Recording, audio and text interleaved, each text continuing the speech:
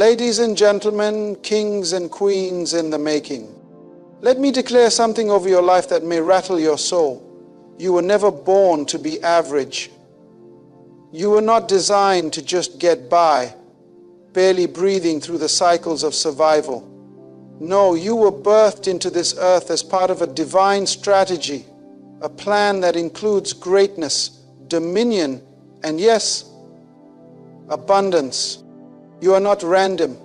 You are not forgotten. You are not late. You are chosen. And when God chooses someone, He doesn't just give them a good feeling. He gives them a blueprint, a mission, and resources from heaven's treasury. But here's the warning. The plan is real. The promise is massive. But the clock is ticking. You must act now. You were never meant to blend in. That unsettling feeling you've had, the one that whispers, you don't belong in the crowd, that's not insecurity. That's identity trying to wake you up. You were not created to mimic, to echo, or to settle. You were born chosen, and chosen ones do not live like everyone else. They are marked. They are separated. They are misunderstood, not because they're wrong, but because they carry something right, something rare inside of them. Before you were formed in your mother's womb, you were already seen. You were already spoken over. Heaven had already scheduled your arrival and assigned your impact. And it wasn't a quiet impact. It wasn't a small echo in a forgotten corner of the world. It was a kingdom-caliber calling, meant to shake foundations, transform generations, and lead others into the light. That's why you've never quite fit the mold. That's why average never satisfies you. That's why your soul aches when you're not walking in alignment. You're not broken, friend. You're chosen. Chosen ones don't emerge through easy routes. You've had storms not to break you, but to shape you. You've seen betrayals not because God was absent, but because He was proving what couldn't go with you to the next level. Some of the loss you've cried over was actually God subtracting distractions. Some of the closed doors were divine interventions. You've been thinking something was wrong with you, but the truth is God's hand is on you. And not everyone can handle that kind of favor. You might be asking, why me? Why the pain, the isolation, the long nights of silence? Because chosen ones must be prepared in private before they are released in public. God is not just after your gift, He's after your character. He doesn't want to just bless you, He wants you to become someone who can carry the blessing without being crushed by it. That's why you had to be hidden. That's why you've been set apart. Because when God reveals the chosen, He doesn't just bring them forward, He establishes them. And what God establishes, no man, no system, no enemy can tear down. Being chosen is not about popularity. It's not about being liked or recognized by people. It's about being approved in heaven. It's about being handpicked to solve a problem on earth that only you were designed to fix. Think about Joseph. Hated by his brothers, sold into slavery, falsely accused, thrown into prison. But he was chosen, and because he was chosen, every pit he fell into only positioned him closer to the palace. People saw a prisoner, but God saw a prime minister. Never confuse your current situation with your eternal assignment. And the chosen often walk through seasons of contradiction. You'll feel called to greatness while surrounded by struggle. You'll carry dreams too big for your environment. But that's exactly how God works. He places vision inside you that doesn't match your surroundings, so that you don't mistake your present for your destiny. You were not meant to live confined by your circumstances. You were meant to transform them. When you're chosen, the enemy knows it, even before you do. That's why he fights you harder. That's why attacks feel more intense, setbacks feel more personal, and disappointments hit deeper. But the intensity of the warfare is proof of the importance of your assignment. If you weren't carrying something valuable, you wouldn't be under this kind of pressure. But pressure is what produces diamonds. Crushing is what produces oil. If you feel crushed right now, it's because there's oil in you, and God is getting ready to pour it out for others. You weren't called to be a copy. You are an original masterpiece, carrying a blueprint that has never existed before. There is nobody else who can carry what you carry the way you carry it. That idea in your spirit, that passion in your heart, that burden that won't let you rest.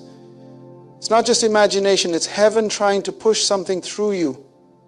You are the vessel for a vision far bigger than your current season. But with being chosen comes responsibility. You can't live sloppy and still expect divine results. God doesn't choose perfect people, but He does expect willing ones. Chosen ones must be disciplined. Your time must be guarded. Your relationships must be intentional. Your words must be strategic. You can't hang with everybody and expect elevation. You can't entertain every distraction and still walk in power. Your life must match your calling. And here's the part many don't want to hear. Being chosen doesn't always feel good. It feels lonely. It feels costly. It feels confusing. But chosen ones don't live by feelings. They live by faith. You may not feel qualified, but if God called you, then He already accounted for your flaws and failures. He doesn't call the qualified. He qualifies the called. It's time to stop shrinking to fit environments that were never built for you. Stop dimming your light to make others comfortable. Stop apologizing for being gifted, for being different, for being anointed. You were chosen to stand out, not blend in. You were chosen to lead, not follow. You were chosen to build, not just consume. There are people waiting for the version of you that fully accepts the mantle. There are destinies on the other side of your decision. You don't have time to waste in confusion. You don't have time to rehearse your insecurity. You have been drafted into the army of the Almighty, and soldiers don't beg for permission to march.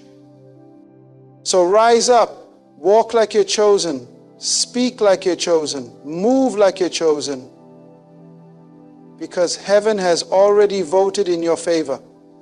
And no matter what's behind you, nothing can stop what's ahead of you if you walk in it. You are not random. You are not an accident. You are not average. You are chosen. There's a dangerous lie that many people of faith have unknowingly embraced. The lie that God only wants to bless your spirit and leave your hands empty. That somehow holiness and struggle must walk together forever. That divine purpose and poverty are inseparable partners. But the truth is far more powerful, far more liberating, and far more biblical than that. When God gives a plan, He also gives provision. He does not call you to something and then abandon you on the journey.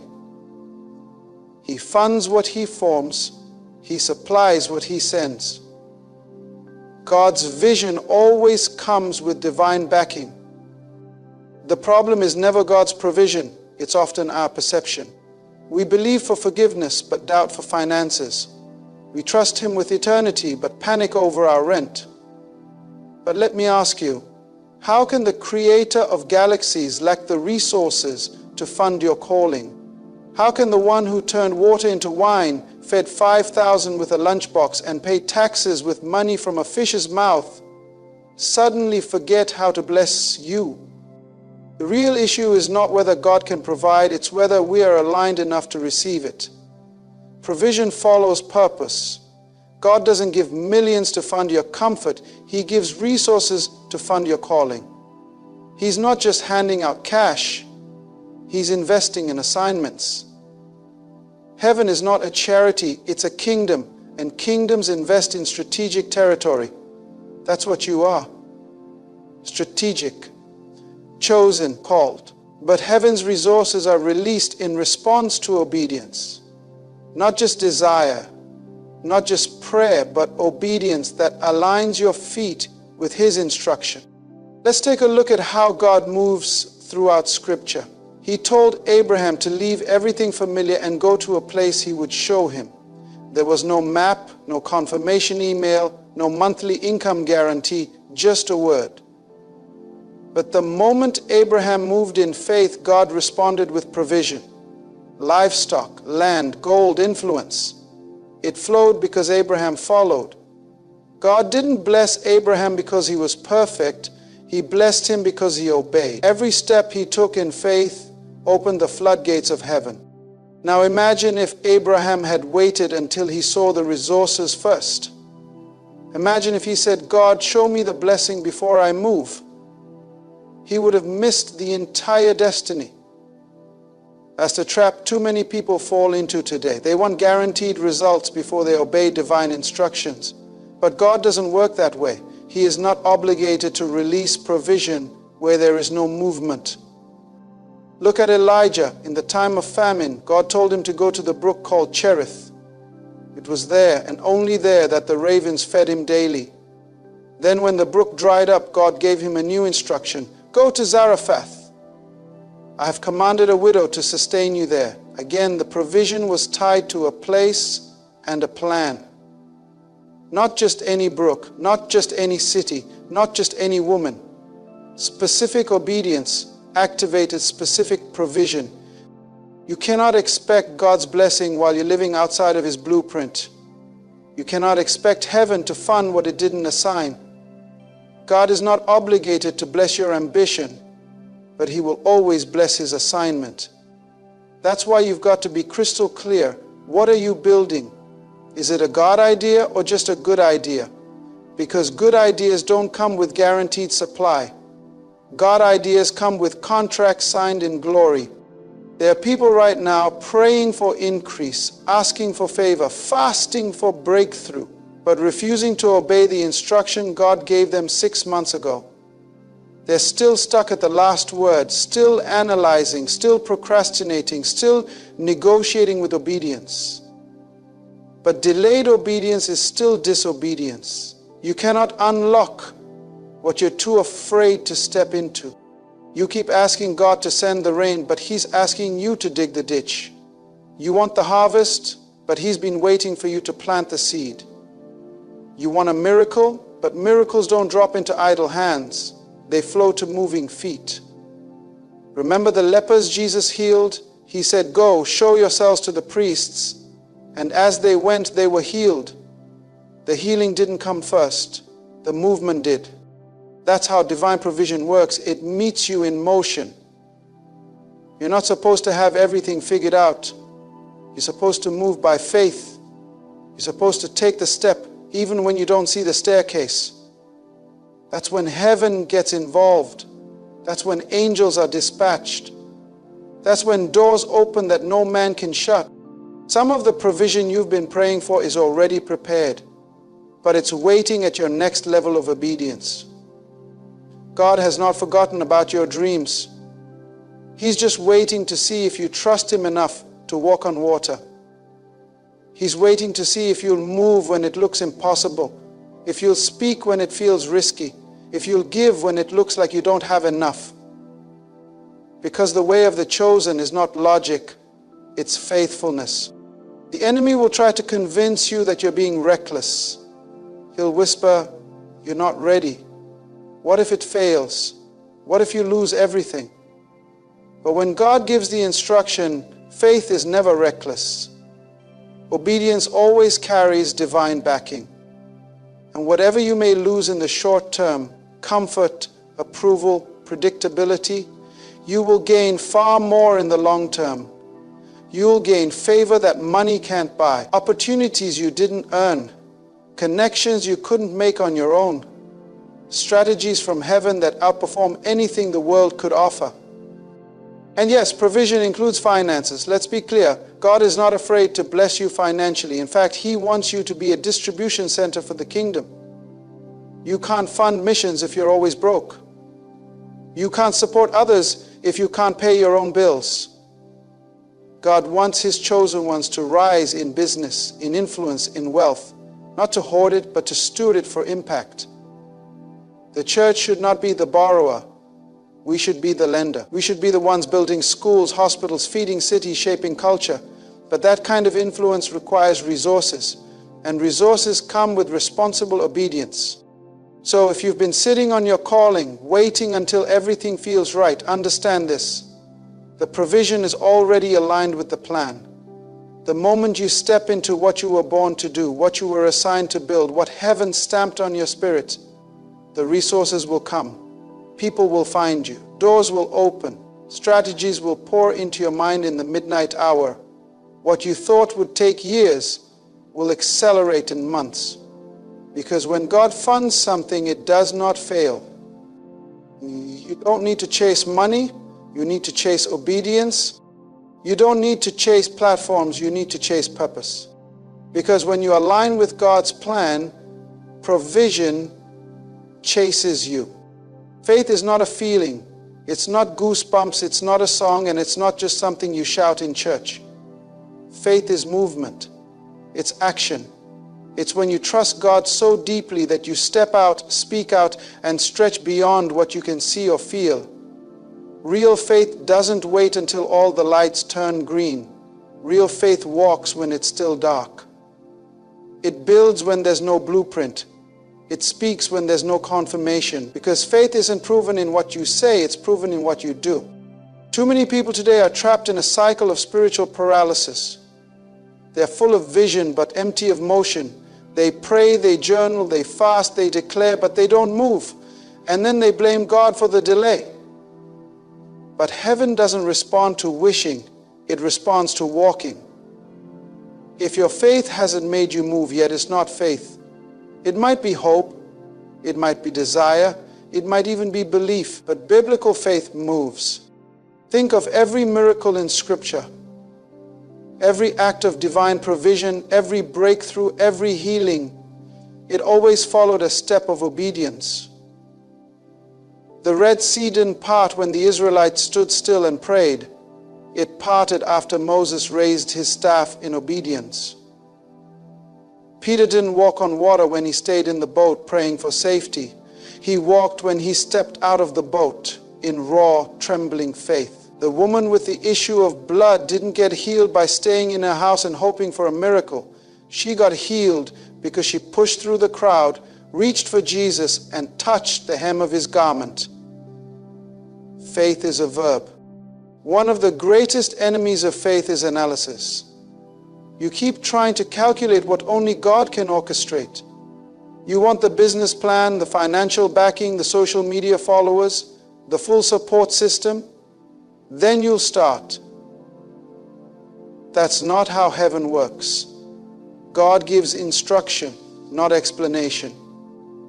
And your faith is revealed not when you understand everything, but when you move with nothing but a word. The instructions of God are often unreasonable. They don't make sense in the natural, but that's how He filters the faithful from the fearful. Do you remember Naaman, the commander with leprosy? He came to Elisha looking for healing, expecting something grand. Instead, Elisha told him to go dip himself 7 times in the Jordan River, a dirty, unimpressive place. Naaman was offended, but when he finally obeyed, he was cleansed. That's the power of action. Obedience is what activates miracles. Faith doesn't need comfort, it needs courage. You've been waiting for God to show up, but He's waiting for you to step up. Faith doesn't sit in church chairs for years waiting for a personal prophecy. Faith steps out and builds the very thing it was praying for. God has already given you the word. He's already given you the green light, but He won't force you to move. That's not how He works. God partners with faith, not with fear, not with overthinking, not with procrastination. Faith unlocks the supernatural. Here's what you need to understand. Faith doesn't guarantee a smooth path, but it does guarantee divine partnership. When you move in faith, God moves with you. When you speak in faith, heaven backs your words. When you act in faith, angels are assigned to the mission. You are never walking alone when you're walking in faith. It may feel risky, It may look foolish, but God uses the foolish things of the world to shame the wise. What others call reckless, heaven calls righteous. The enemy doesn't fear your dreams, he fears your decisions. He doesn't care how much you pray, as long as you stay still. Because hell knows the moment you move in faith, something shifts in the atmosphere. Doors begin to open, opportunities begin to emerge, people begin to be drawn to what's inside you. Movement is the proof of belief, and movement is what heaven honors. We keep asking God to make a way, but sometimes the way is made through your feet. The Israelites didn't see the Jordan River part until the priest stepped in. Their feet got wet before the water got out of the way. That's how real faith works. It gets uncomfortable, it gets messy, but it gets results. You can't keep praying for the promise and ignoring the process. God's promises are real, but they are activated by participation. Think about the parable of the talents.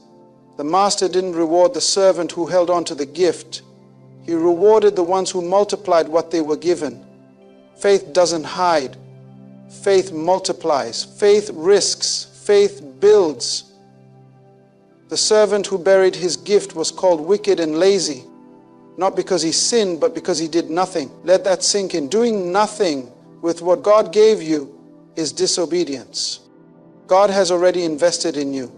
He's given you talents, time, vision, creativity, voice, influence. The question is, what are you doing with it? Are you moving in faith or hiding in fear? Are you starting the business He told you to start? Are you writing the book? Are you stepping into ministry? Are you launching the course, applying for the position, having the tough conversation? Or are you waiting for signs while ignoring the word? The danger of waiting too long is that you start to believe waiting is a strategy. It's not. Delayed faith is disobedience in disguise. God works in timing, yes, but He also works in obedience. And sometimes you don't need more confirmation, you need more courage. You need to remember that the same God who called you is also the one who will sustain you. He never sends you where His grace can't keep you. And what happens when you act in faith? God breathes on your effort. He adds acceleration to your movement. He brings divine connections into your path. He causes things to work together that shouldn't have worked at all. Because when God sees faith in motion, He responds. Not always immediately, not always in the way you expect, but He always responds. He always honors bold, raw, uncomfortable, beautiful faith. So if you're feeling stuck today, ask yourself one question. What was the last thing God told me to do that I haven't done yet? That unfinished step may be the barrier between you and the breakthrough you've been crying out for. It's not that the heavens are closed. It's that your feet are still planted in fear. Get up, move, speak, build, go. Because in the kingdom, faith isn't theory, it's action. One of the most painful parts of walking with God is the waiting room. That silent, uncertain space between the promise and the fulfillment. The place where you know what God said, but you don't yet see what God said. You received the prophecy, you believed the word, you obeyed the instruction, and now you're just standing still, feeling like heaven pressed pause. But let me speak directly into your soul. Delay is not denial. Just because it hasn't happened yet, doesn't mean it's not going to happen. God's timing is not only perfect, it's strategic. There's a difference between something being prepared and something being ready. You might be prepared in spirit, but if the environment around you isn't ready, God will hold a release. Because God is not just working on you, He's working on the room you're about to enter. He's arranging the connections, shifting the circumstances, opening doors behind the scenes, setting the stage so when you arrive, everything is aligned. If He gave it to you too early, you'd ruin it. If He opened the door before the foundation was strong, you'd collapse under the weight of the blessing. The delay is not rejection, it's refinement. It's heaven shaping you into the kind of person who can handle what you've been praying for. God doesn't just answer prayers, He develops character. And sometimes that means taking you through seasons of hiddenness, silence, and stillness. Not because He's punishing you, but because He's preparing you.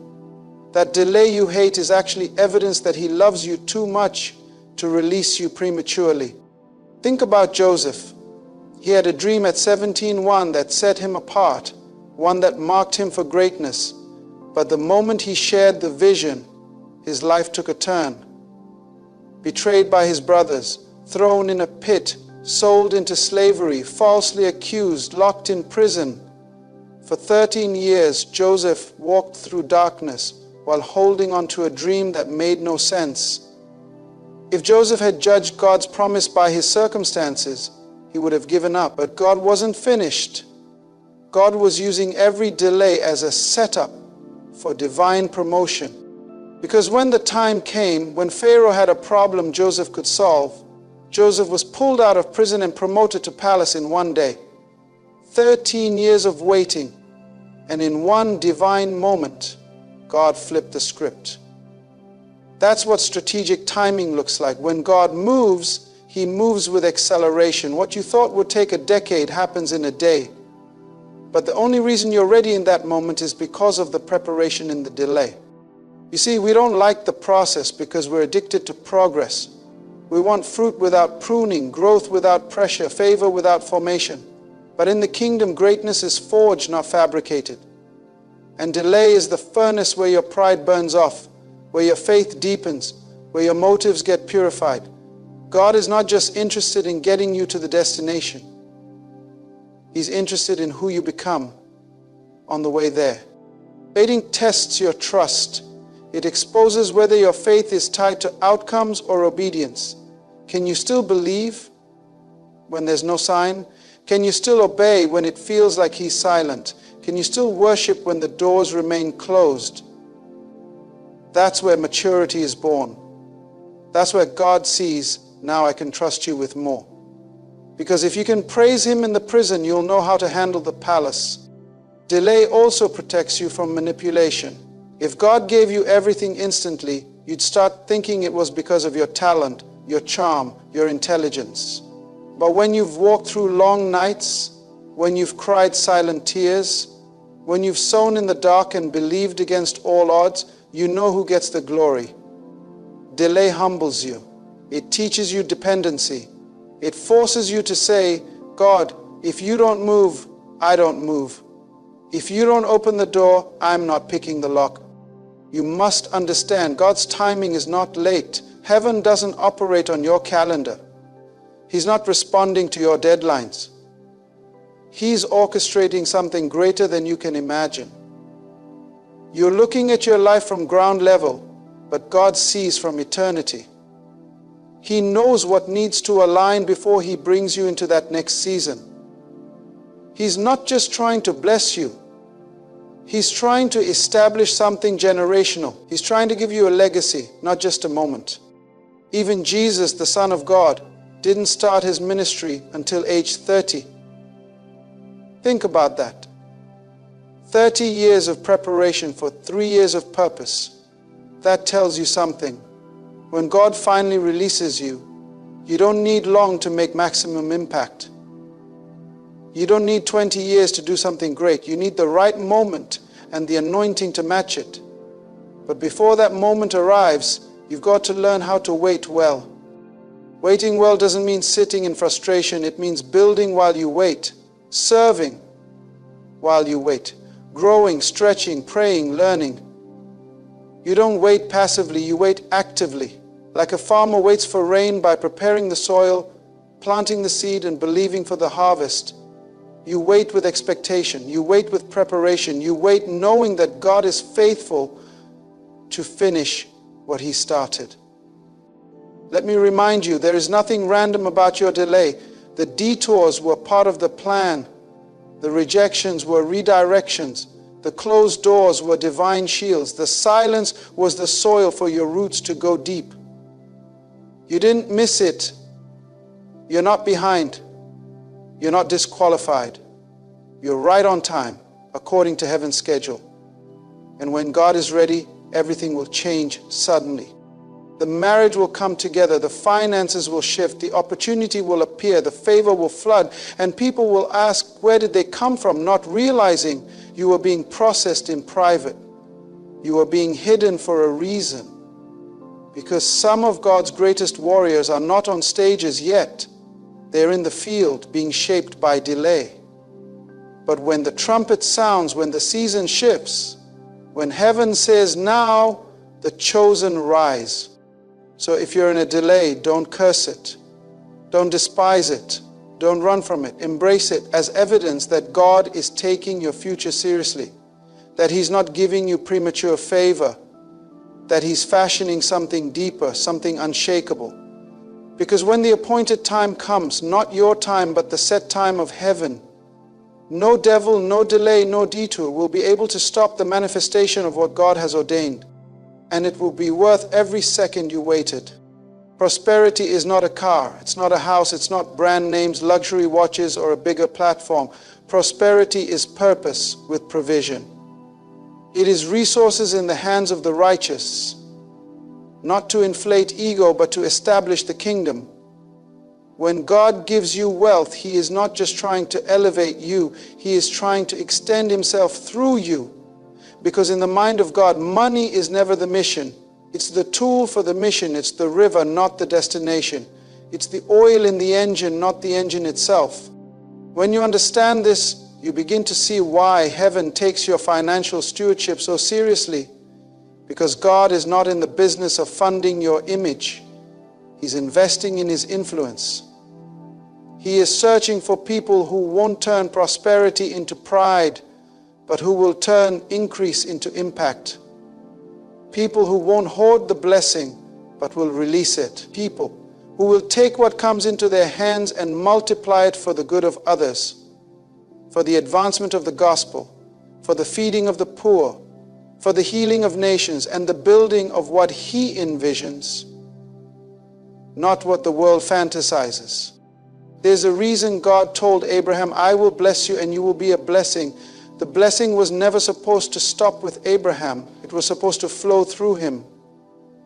That's the economy of the kingdom. You receive to release. You are filled to overflow, and you are prospered to provide. God doesn't bless containers. He blesses conduits. The Dead Sea is dead because it has no outlet. It receives but never gives. And many lives are the same. They've been blessed, but because they haven't understood why, they've become spiritually stagnant. Purpose has died beneath piles of possessions. You must understand, when God prospers you, He's not just rewarding you, He's positioning you. He's putting you in places where your voice matters, your generosity speaks, your influence stretches. When money comes into the hands of the righteous, it becomes a weapon against injustice, a solution to broken systems, and a testimony of God's goodness. But when wealth is mishandled, it becomes a trap. Prosperity without purpose leads to perversion. You start to believe it's about you, when in reality it's about what God wants to do through you. Look at Joseph. He was elevated to manage Egypt's wealth, not so he could live in gold-plated splendor, but so he could feed the nations. Look at Esther. She was promoted to the palace not to enjoy royal perks, but to intervene for her people. Look at Solomon. His wealth wasn't just for pleasure. It was so kings from every nation would come to hear the wisdom of God. You weren't blessed just to shine. You were blessed to build. This is why some people stay stuck financially, because God can't trust them with overflow yet. They pray for increase, but their heart is still wrapped in selfish ambition. They want the spotlight, not the assignment. But God gives wealth with intentionality. The more you understand His purpose for prosperity, the more He can release.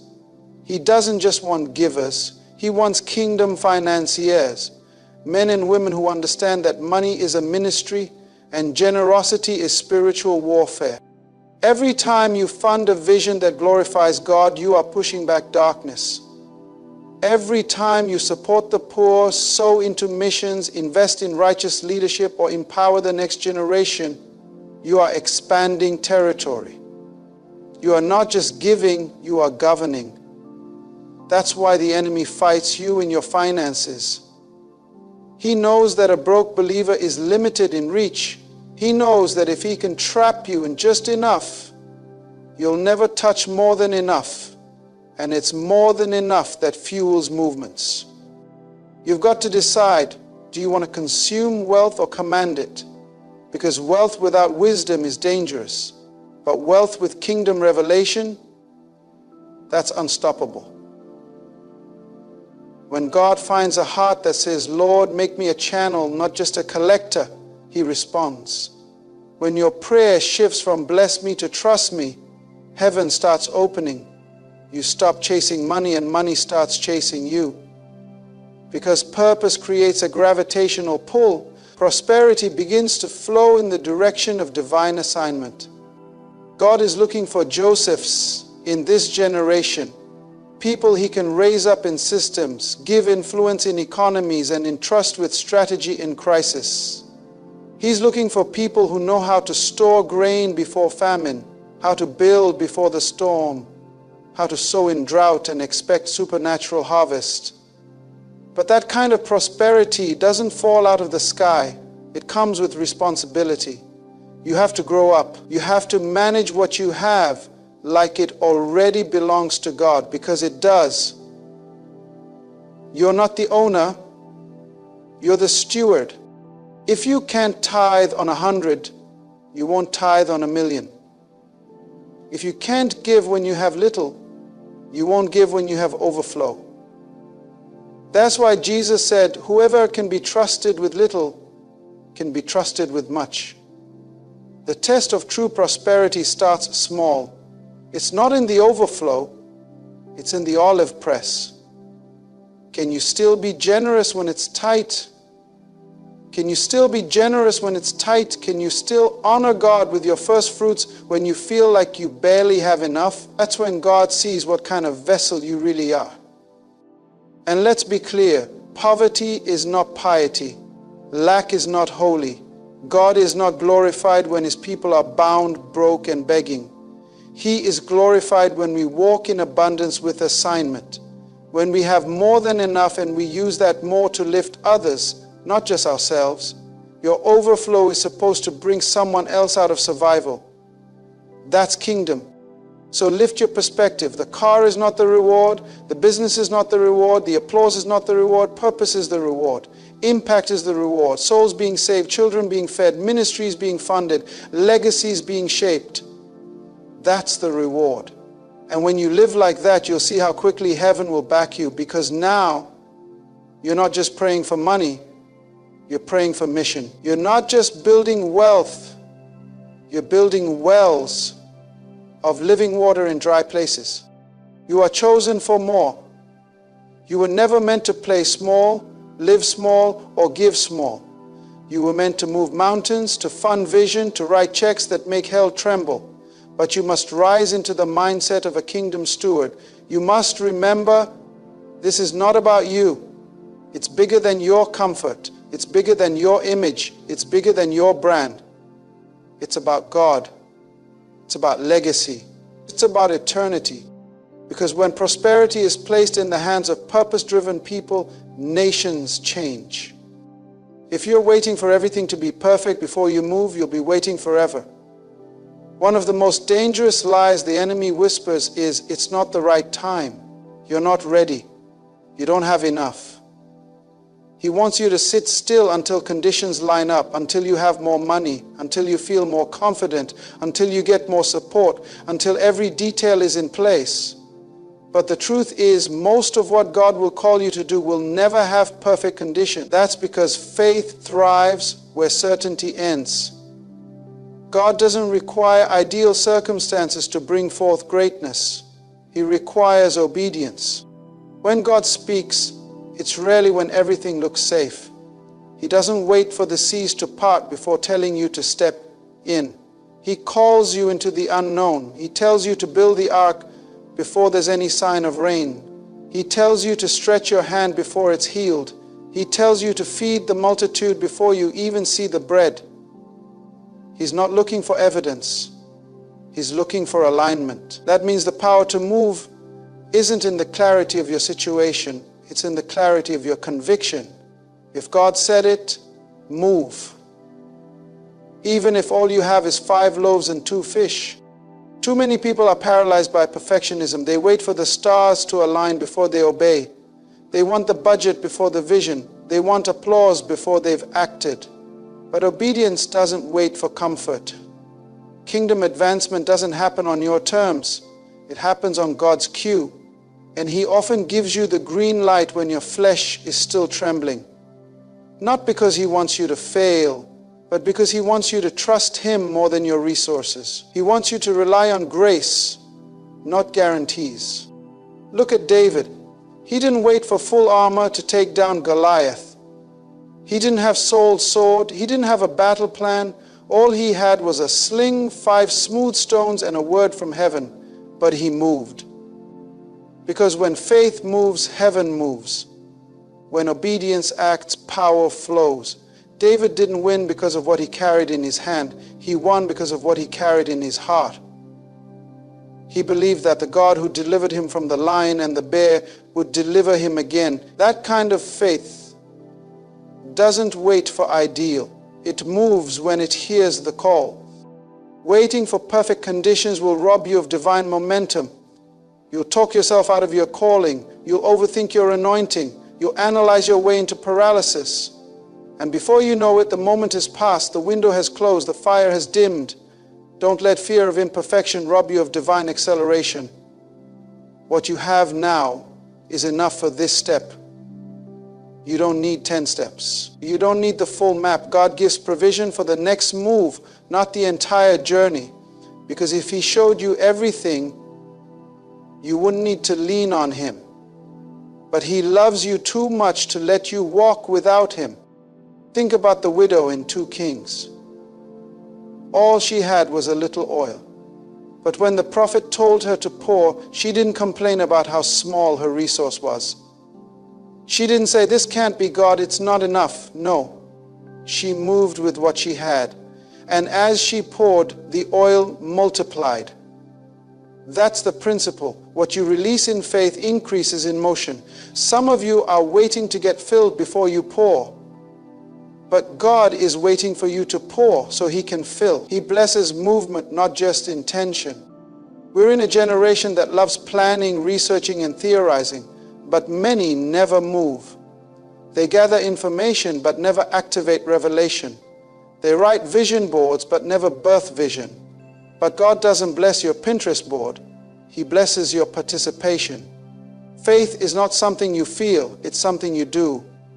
If you believe God is with you, then act like it. If you believe the door is yours, then knock on it. If you believe the land is yours, then step on it.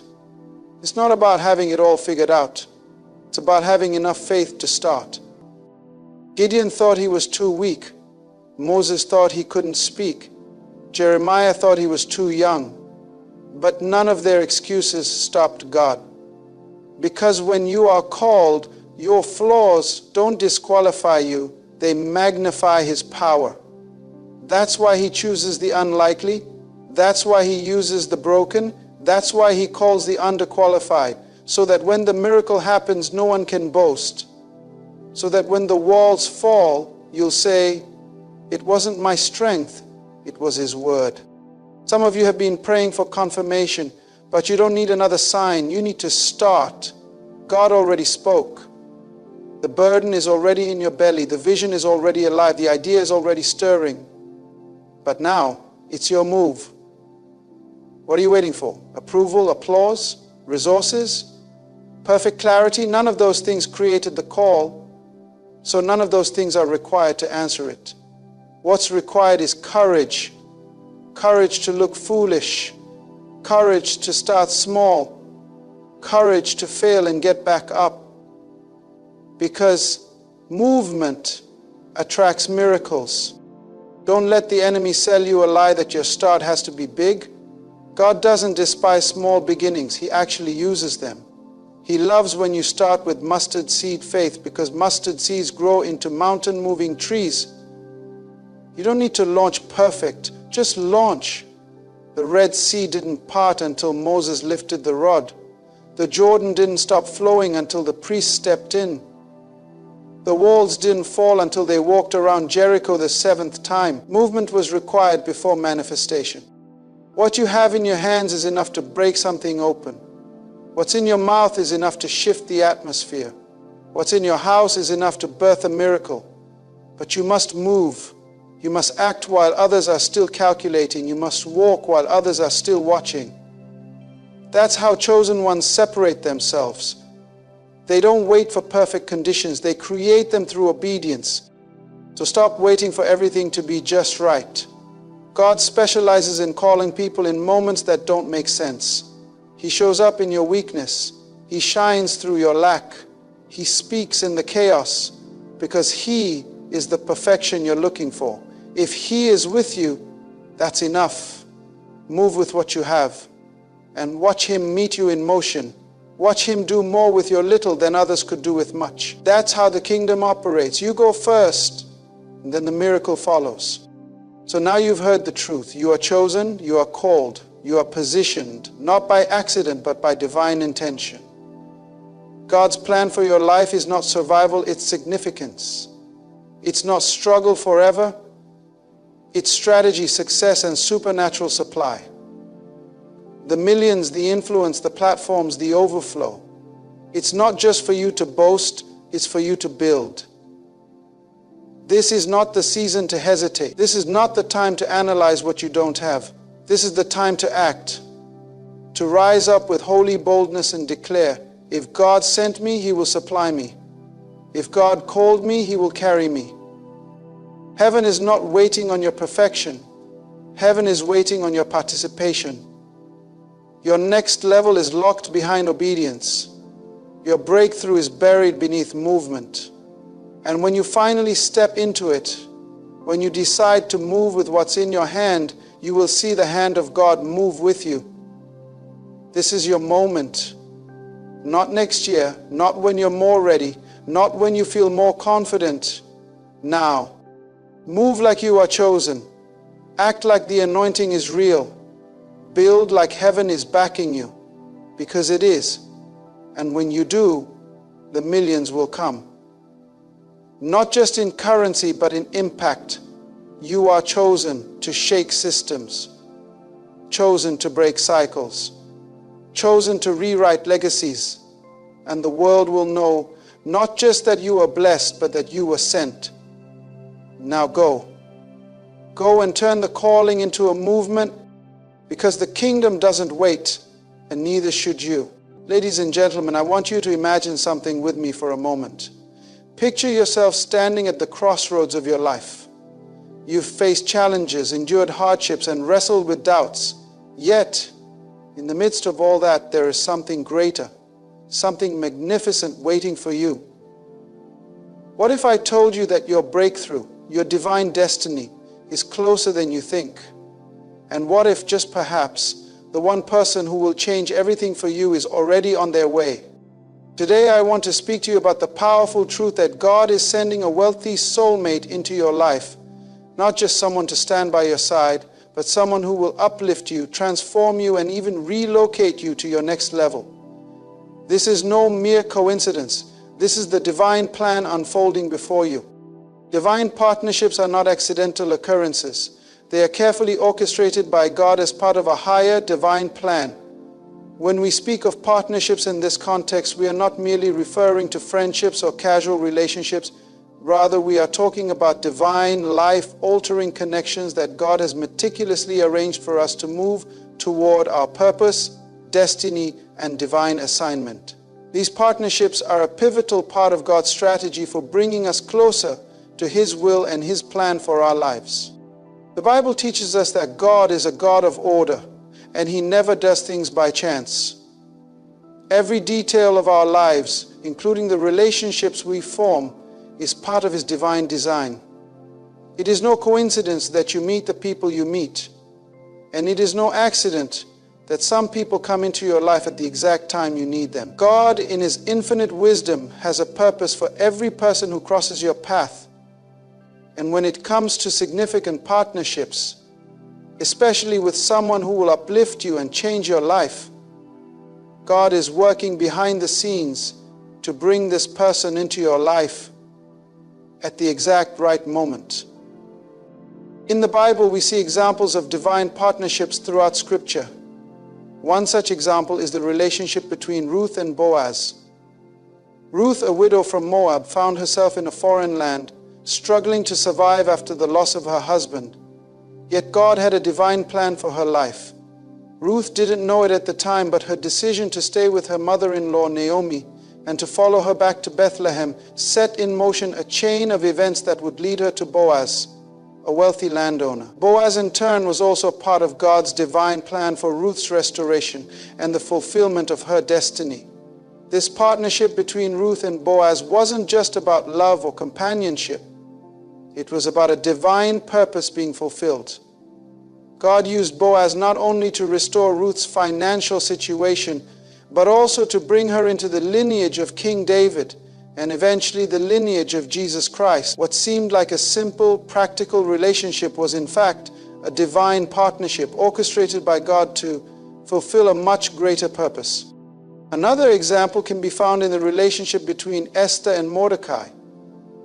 Esther, a Jewish orphan, was chosen by God to become the queen of Persia at a time when her people were facing annihilation. While Esther was in the palace, Mordecai, her older cousin and guardian, remained outside the palace walls, guiding her and watching over her from afar.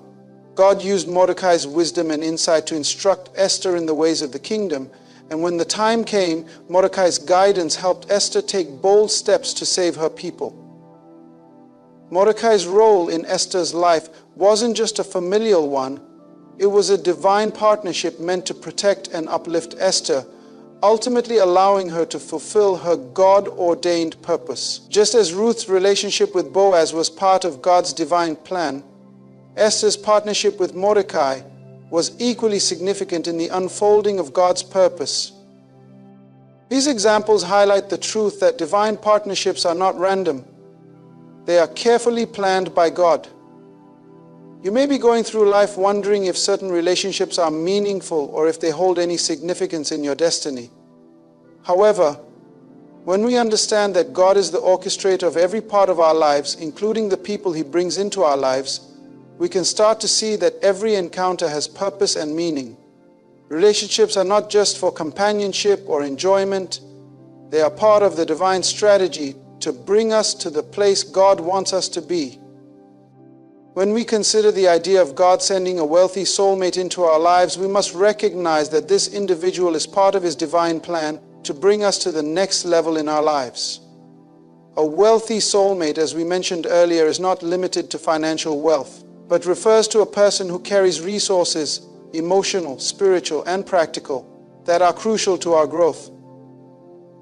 God does not send people into our lives just to fill a void. He sends them with purpose. The right person at the right time will provide the strength, wisdom, and encouragement needed to help us reach the next step in our journey. This divine connection is meant to uplift us, push us beyond our current limitations, and bring us into alignment with our divine purpose. God's provision often comes through people. Just as Ruth was provided for through Boaz and Esther's destiny was linked to Mordecai, you too will experience divine partnerships that carry with them the wisdom, strength, and support needed to accomplish your God-given purpose. This partnership could come in many forms, whether it's a business partner, a spouse, a mentor, or a friend. What matters is that this person is divinely assigned to help you achieve what you could not achieve alone. We can sometimes struggle with the idea of divine partnerships because we often look at people based on their external characteristics or immediate benefits. We focus on what they can offer us in the moment, but we fail to see the deeper spiritual connection that has been ordained by God. When God sends someone into your life, they are not just there to meet your immediate needs or to offer you temporary comfort. They are there to be a vital part of your long-term destiny. And just like Ruth's story, the full impact of this partnership may not always be visible in the beginning. Sometimes God's plan is revealed only over time, as you walk in faith and obedience. As you stand at the threshold of what God has for you, it is important to remember that divine partnerships are not accidental. When God sends a wealthy soulmate, He is sending someone with divine resources that will help elevate you, fulfill your purpose, and propel you toward your destiny. These partnerships may come in unexpected forms, but if you trust in God's plan and timing, you will see how perfectly these connections fit into His larger design for your life. Every step, every person, and every relationship is part of a bigger picture, one that you may not fully understand yet, but that will unfold as you continue to walk in faith. It is through these divine partnerships that God moves us closer to the fullness of our destiny. Just as He carefully orchestrated the lives of Ruth, Boaz, Esther, and Mordecai, He is orchestrating yours. The people you meet, the relationships you form, and the divine connections you make are not by chance. They are all part of God's grand design to move you into the fullness of your potential and purpose. And so when God sends someone into your life to uplift you and partner with you, do not take that relationship for granted. It is part of His divine purpose. And you can trust that it is leading you toward the greatness He has prepared for you. You are the chosen one, and this truth is foundational to understanding the power of divine partnerships and how they shape your journey. The idea that you are chosen is not just a passing sentiment or a phrase for comfort. It is a declaration of identity and purpose. The realization that God has selected you for a specific purpose is transformative, and it holds the key to understanding your divine potential and the power of your relationships. When we say you are chosen, it means that God has not only created you with unique gifts, talents, and calling, but has specifically positioned you for greatness. You were not born by accident. You did not arrive in this world without reason or purpose. There is a plan for your life, and that plan is far greater than what you may initially perceive. You are a part of a larger divine story, one that stretches back through history and continues into eternity. God's plan for you is one of empowerment, purpose, and greatness. And the understanding of this is the starting point for everything else in your life. The concept of being chosen is present throughout Scripture. The story of the Israelites, for example, is a story of God's chosen people. God chose the descendants of Abraham to be a nation that would represent Him to the world. He selected them not because they were the mightiest or the most powerful, but because He wanted to demonstrate His glory through them. Even when the Israelites faced hardships, doubts, and periods of disobedience, God's choice remained steadfast. He was committed to His covenant with them, and He would use them to bring about His purpose on earth. This concept of being chosen is not limited to the Old Testament. In the New Testament, we see that every believer is chosen by God for a specific purpose, to be a light in a dark world and to fulfill a divine destiny. When you understand that you are chosen, you understand that your life has inherent worth, meaning, and value. Your existence is not just a fleeting moment in time. It is part of God's eternal design. This truth that you are chosen also means that God has equipped you with everything you need to fulfill the purpose He has set before you.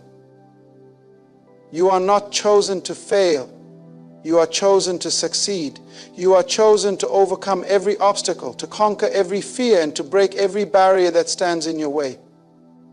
You are chosen to rise above the limitations of your circumstances and to fulfill a higher calling. God does not choose people who are destined to live average lives. No, He chooses people to do extraordinary things. He chooses people to change the world, to influence nations, and to make a lasting impact in the lives of others. Understanding that you are chosen changes the way you view your challenges. When you face difficulties in your journey, you can approach them with a sense of confidence. knowing that God has already prepared you for what lies ahead. You are not facing challenges alone. God is with you, and He has already placed within you the tools, the strength, and the wisdom needed to navigate whatever comes your way. This understanding of being chosen also means that you are never without purpose. Even in moments of uncertainty or when things seem difficult, you can rest assured that God has a plan for your life and He will guide you every step of the way. The idea of being chosen is not just about your individual purpose. It is also about the people that God will bring into your life to help you fulfill that purpose. You are not meant to walk this journey alone. God has chosen people to walk alongside you, to encourage you, to challenge you, and to help you reach your full potential. These people are not just random individuals who cross your path. They are divinely appointed by God to help you fulfill your destiny. As you embrace the reality that you are chosen, you will begin to recognize the people who have been strategically placed in your life to help elevate you, to support you, and to move you forward. One of the most powerful ways that God fulfills His divine purpose for your life is through these divine partnerships. These partnerships are not merely coincidental or accidental. They are part of God's plan to equip and elevate you. When God sends someone into your life to help you fulfill your purpose, that person is often sent with unique gifts, talents, and resources that complement yours. The right people will bring out the best in you. They will push you to grow, help you navigate challenges, and provide the resources you need to move forward. These divine partnerships are essential for your growth and success. You were not meant to accomplish everything on your own. You were designed for connection, for collaboration, and for partnership. When you embrace the idea that God has chosen you for greatness, God has carefully positioned people in your life who will help you rise to your destiny. These divine partnerships are meant to empower you, not to limit you. The people God sends your way will see your potential, believe in your vision, and help you bring that vision to fruition. They will be your encouragers, your mentors, your collaborators, and your supporters. These partnerships are meant to elevate you, to help you break free from limitations, and to help you move into the fullness of your potential. The right people will help you step into the destiny that God has prepared for you. As you begin to recognize that you are the chosen one, you will also begin to see how everything in your life aligns with God's greater purpose. You will begin to understand that the challenges you have faced, the people you have encountered, and the experiences you have had were all part of God's divine plan to bring you to this point. You are where you are today because God has been guiding you every step of the way, preparing you for the next phase of your journey. And as you continue to walk in faith, you will begin to see the greater picture unfold. You will see the divine partnerships that God has already arranged. And you will see how these relationships will help you step into the fullness of your calling. Being chosen means that you have a unique role to play in God's kingdom. It means that you are part of a bigger story, a divine narrative that is far beyond your individual life. Your purpose is not just about you, it is about the impact you will make in the lives of others, the legacy you will leave, and the transformation that will occur through your obedience to God's call. You are chosen to influence, to lead, to serve, and to make a difference in the world. And as you walk in this truth, you will find that every step you take will lead you closer to the fulfillment of the divine plan God has set before you. This understanding of being chosen also comes with a deep sense of responsibility. When you know that you are chosen for greatness, you must also recognize that your actions, your decisions, and your words have the power to impact the world around you. You are not simply living for yourself. You are living for a greater purpose. You are living to fulfill God's plan. And that plan is one that will bring transformation, healing, and restoration to the world. As you embrace this truth, you will find yourself walking with a sense of purpose, a sense of confidence, and a sense of divine empowerment that will carry you through every season of your life. The moment you realize that you are the chosen one, your perspective on life changes. You begin to see every opportunity, every challenge, and every relationship as part of God's divine plan to fulfill His purpose in and through you. You are no longer bound by fear, doubt, or insecurity. You walk with the confidence that comes from knowing that you are chosen for greatness and that God is with you every step of the way. This is the power of knowing that you are the chosen one. Relocation in a spiritual and personal sense is more than just a physical move from one location to another. It involves a profound shift in your mindset, in your environment, and ultimately in the direction of your life. When God sends you a wealthy soulmate who is destined to uplift you, this relocation represents a divine shift that will take you to places you could never have imagined. It is a relocation not just of your body, but of your soul, your heart, and your future. It is an elevation that moves you from one level of existence to another, transforming every area of your life. This relocation is often the catalyst that launches you into the fullness of your purpose and potential. The relocation that occurs when God brings a wealthy soulmate into your life is often a process of transformation that happens gradually, sometimes without you even realizing it. It's not just about changing locations, whether that's moving to a new city, country, or even a new place in your career or spiritual journey. It's about stepping into a new dimension of growth and understanding. The people you encounter during this relocation are not there by accident. They are divine connections meant to propel you forward. The shift is not just external, but also internal. God is preparing you for a life that you've only dreamed of, and this process requires a deep transformation of your inner being. When we think of relocation, we often associate it with the idea of moving from one physical place to another, but in reality, God's relocation involves far more than just the logistics of moving to a new home or job. It's about being transported from a place of stagnation or limitation into a place of abundance and opportunity. It's about shifting from a mindset of lack and fear to one of abundance and faith. It's about going from merely surviving to thriving. This relocation takes place in your heart, in your spirit, and in your thoughts. When God begins to orchestrate this shift in your life, it's not just a matter of changing your surroundings. He is repositioning you for greatness, opening doors that you could never open on your own, and aligning your life with His greater purpose for you. The wealthy soulmate that God is sending is not just a partner who will stand by your side physically, but one who will partner with you in a deeper, more profound way.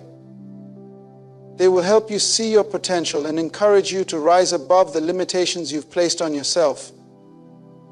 The relocation in this case is not just about a change of scenery, but about a radical shift in your personal and spiritual development. This partner will come alongside you, helping you to reach your goals and move into a new realm of possibilities.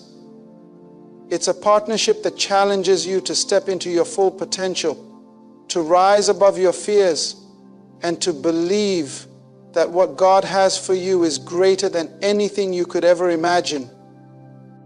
When God brings a wealthy soulmate into your life, the relocation process is also about shifting the narrative of your life.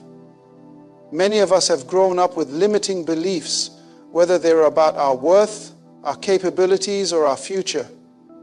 But God is in the business of changing narratives. The relocation He orchestrates in your life is one where you leave behind old mindsets and beliefs that have kept you bound. As you enter into a new partnership, you begin to see yourself differently. The lies that once held you captive lose their power, and you start to believe in the truth of who you are. A chosen, anointed, and empowered child of God, destined for greatness. This new narrative becomes the foundation for the new direction God is taking you. A key element of this relocation is the transformational effect it has on your life. The wealthy soulmate God sends will be someone who will challenge you to think differently, to act with more confidence, and to step out of your comfort zone. They will encourage you to take risks and to pursue dreams you may have thought were out of reach. As you move into this new season, you will begin to recognize the limitations you've been living under and realize that they were never part of God's plan for your life. This shift in your thinking, in your beliefs, and in your actions will open up new doors of opportunity.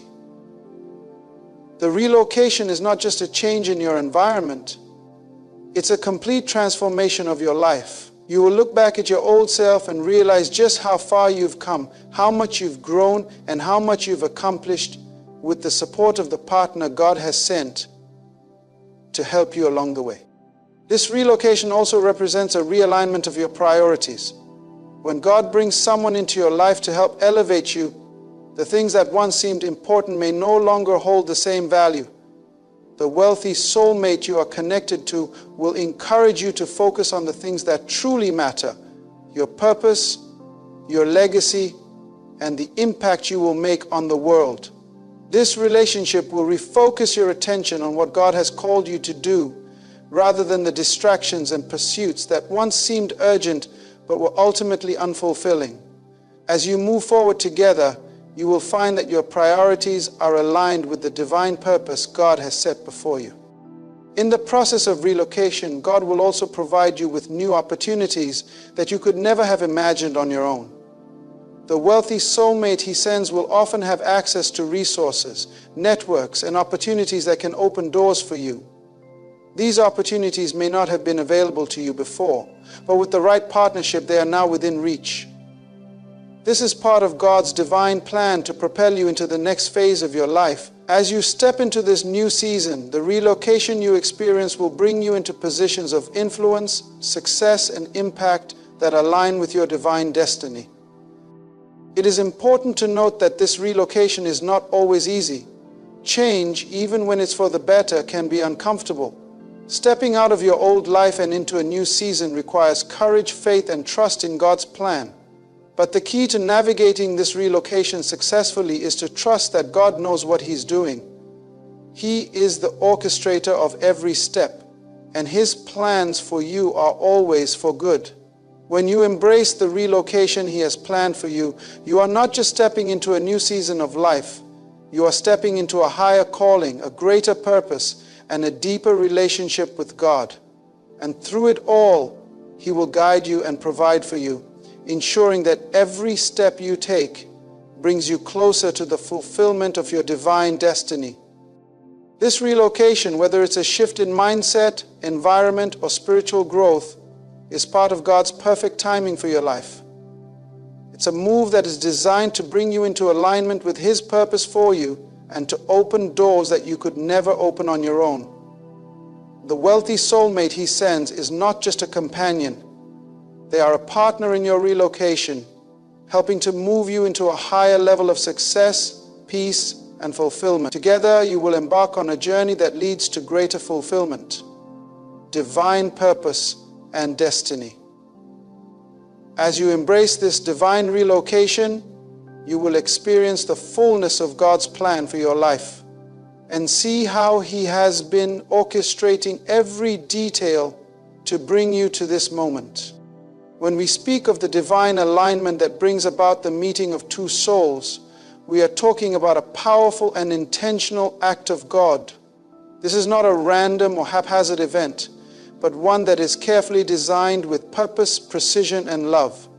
The alignment that occurs when God sends a wealthy soulmate into your life is no accident. It is a divine arrangement that is meant to catapult you to new heights. It is a partnership that will not only change the course of your life, but will also align you with the divine purposes that God has ordained for you from the beginning of time. These partnerships are designed to create synergy, combining your strengths with the strengths of your soulmate, so that together you can accomplish far more than you ever could on your own. Divine alignment is about positioning you in the right place at the right time, with the right person for the right purpose. When you are in alignment with God's will, everything falls into place. This means that the wealthy soulmate that God sends to uplift you is not merely someone who complements your personality or shares similar interests. They are someone who will help align you with your divine calling. Their presence in your life will encourage you to step into your purpose and fulfill the destiny that God has planned for you. This alignment doesn't just happen overnight. It is a process that unfolds over time. It requires patience, trust, and a willingness to surrender to God's plan for your life. The wealthy soulmate God sends is meant to complement and enhance your life in ways that you cannot do alone. This individual will have specific qualities, skills, and resources that will fill the gaps in your life and help you grow into the person you are meant to become. They will offer support, encouragement, and guidance, pushing you to reach higher levels in your career, your spiritual walk, and your personal development. They will be a source of strength when you feel weak, a voice of reason when you face confusion, and a reminder of God's promises when you experience doubt. Their role in your life is not just to be a companion or a partner in the traditional sense, but to help align your life with the greater purpose God has for you. In doing so, they will enable you to achieve things you never thought possible. God's divine alignment is also about timing. There are moments in life that feel as though everything is aligned perfectly, and this is often the moment when God orchestrates a powerful connection between you and your soulmate. The timing is never accidental. The relationships that God arranges in our lives come at the precise moment we need them most. Just as a seed must be planted in the right soil at the right time for it to grow, so too must our relationships be cultivated in the proper season.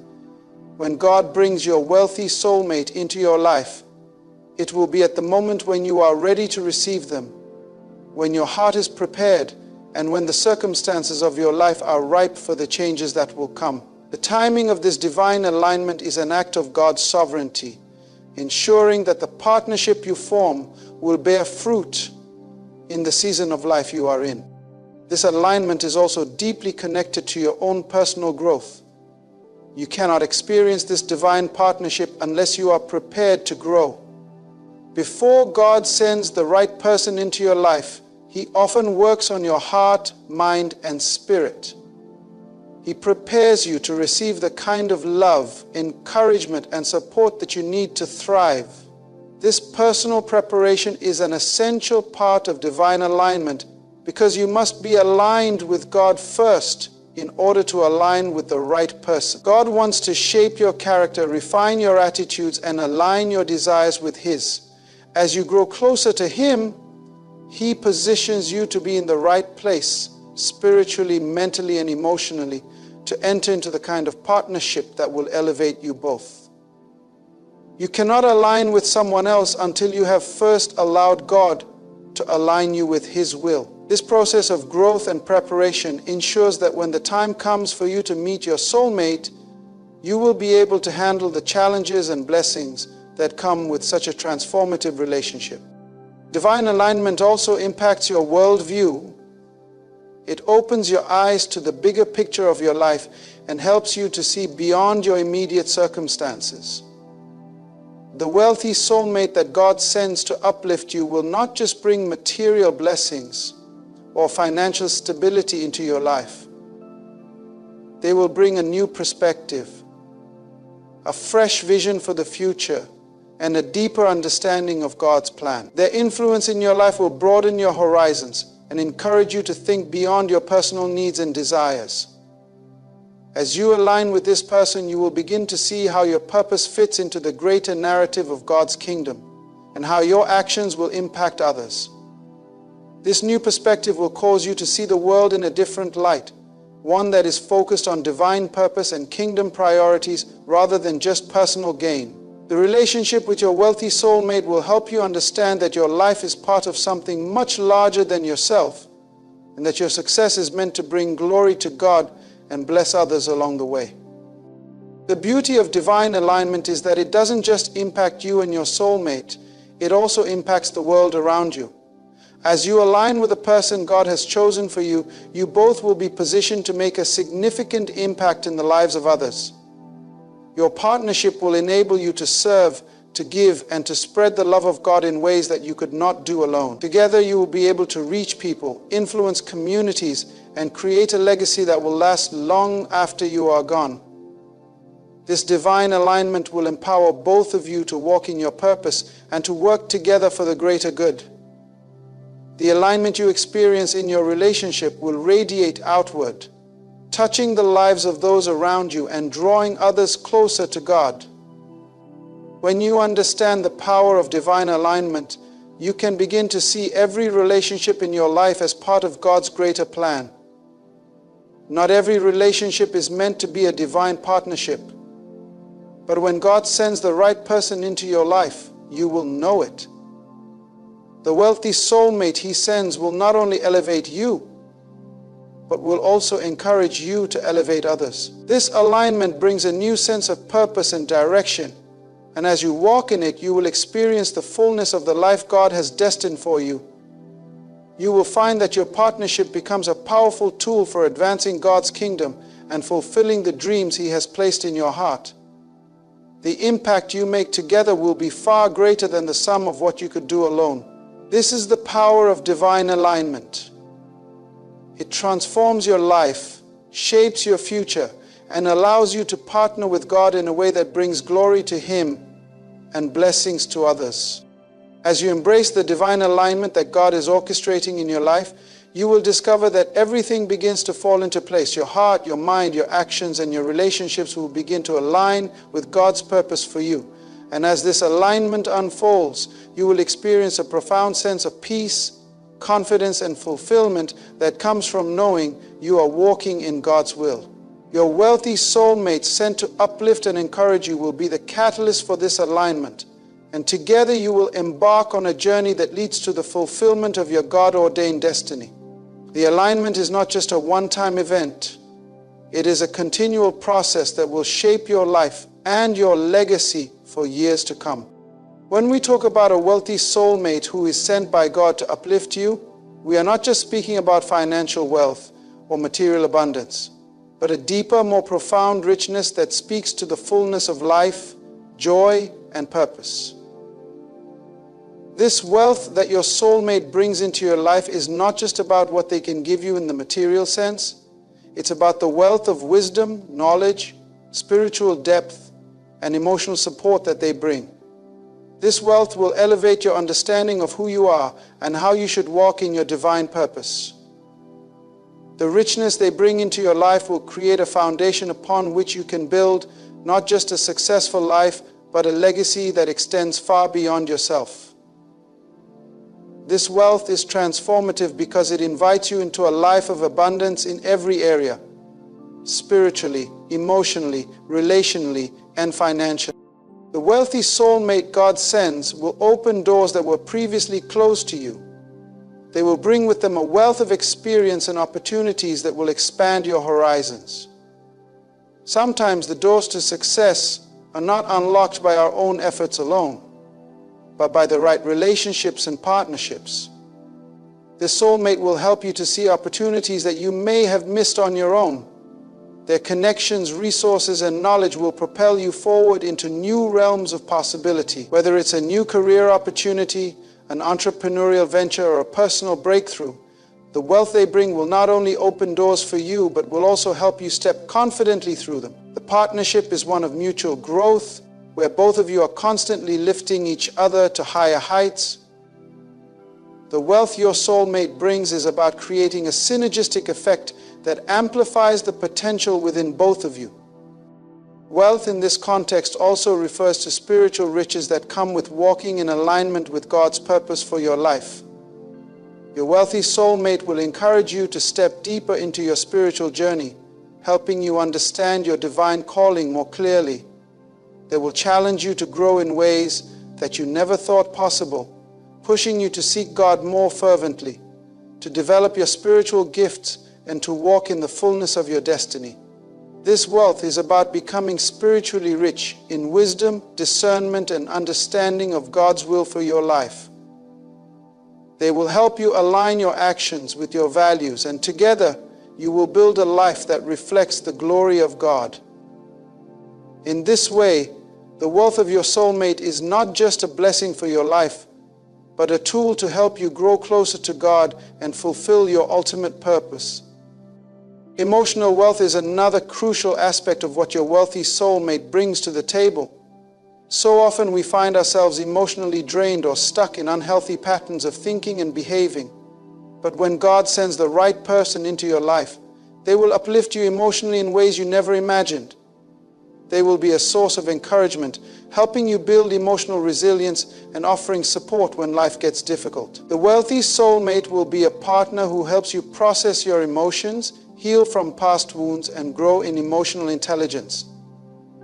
They will offer you a safe space to express your fears, desires, and dreams, and together you will navigate life's challenges with a sense of unity and love. Their emotional support will strengthen your inner foundation, giving you the courage to step into your full potential. With this emotional wealth, you will begin to view yourself in a new light, confident, secure, and capable of achieving whatever God has placed on your heart. In addition to spiritual, emotional, and relational wealth, there is also a financial dimension that cannot be overlooked. A wealthy soulmate can bring about a financial shift in your life, not just through their own resources, but by inspiring and guiding you toward greater financial wisdom and stewardship. God's intention in sending a wealthy soulmate is often to elevate you in every area of life, including finances. Your soulmate may have the knowledge and experience to help you make better financial decisions, invest wisely, and develop a mindset of abundance rather than scarcity. They may encourage you to think outside the box when it comes to creating wealth, whether through investments, business ventures, or partnerships.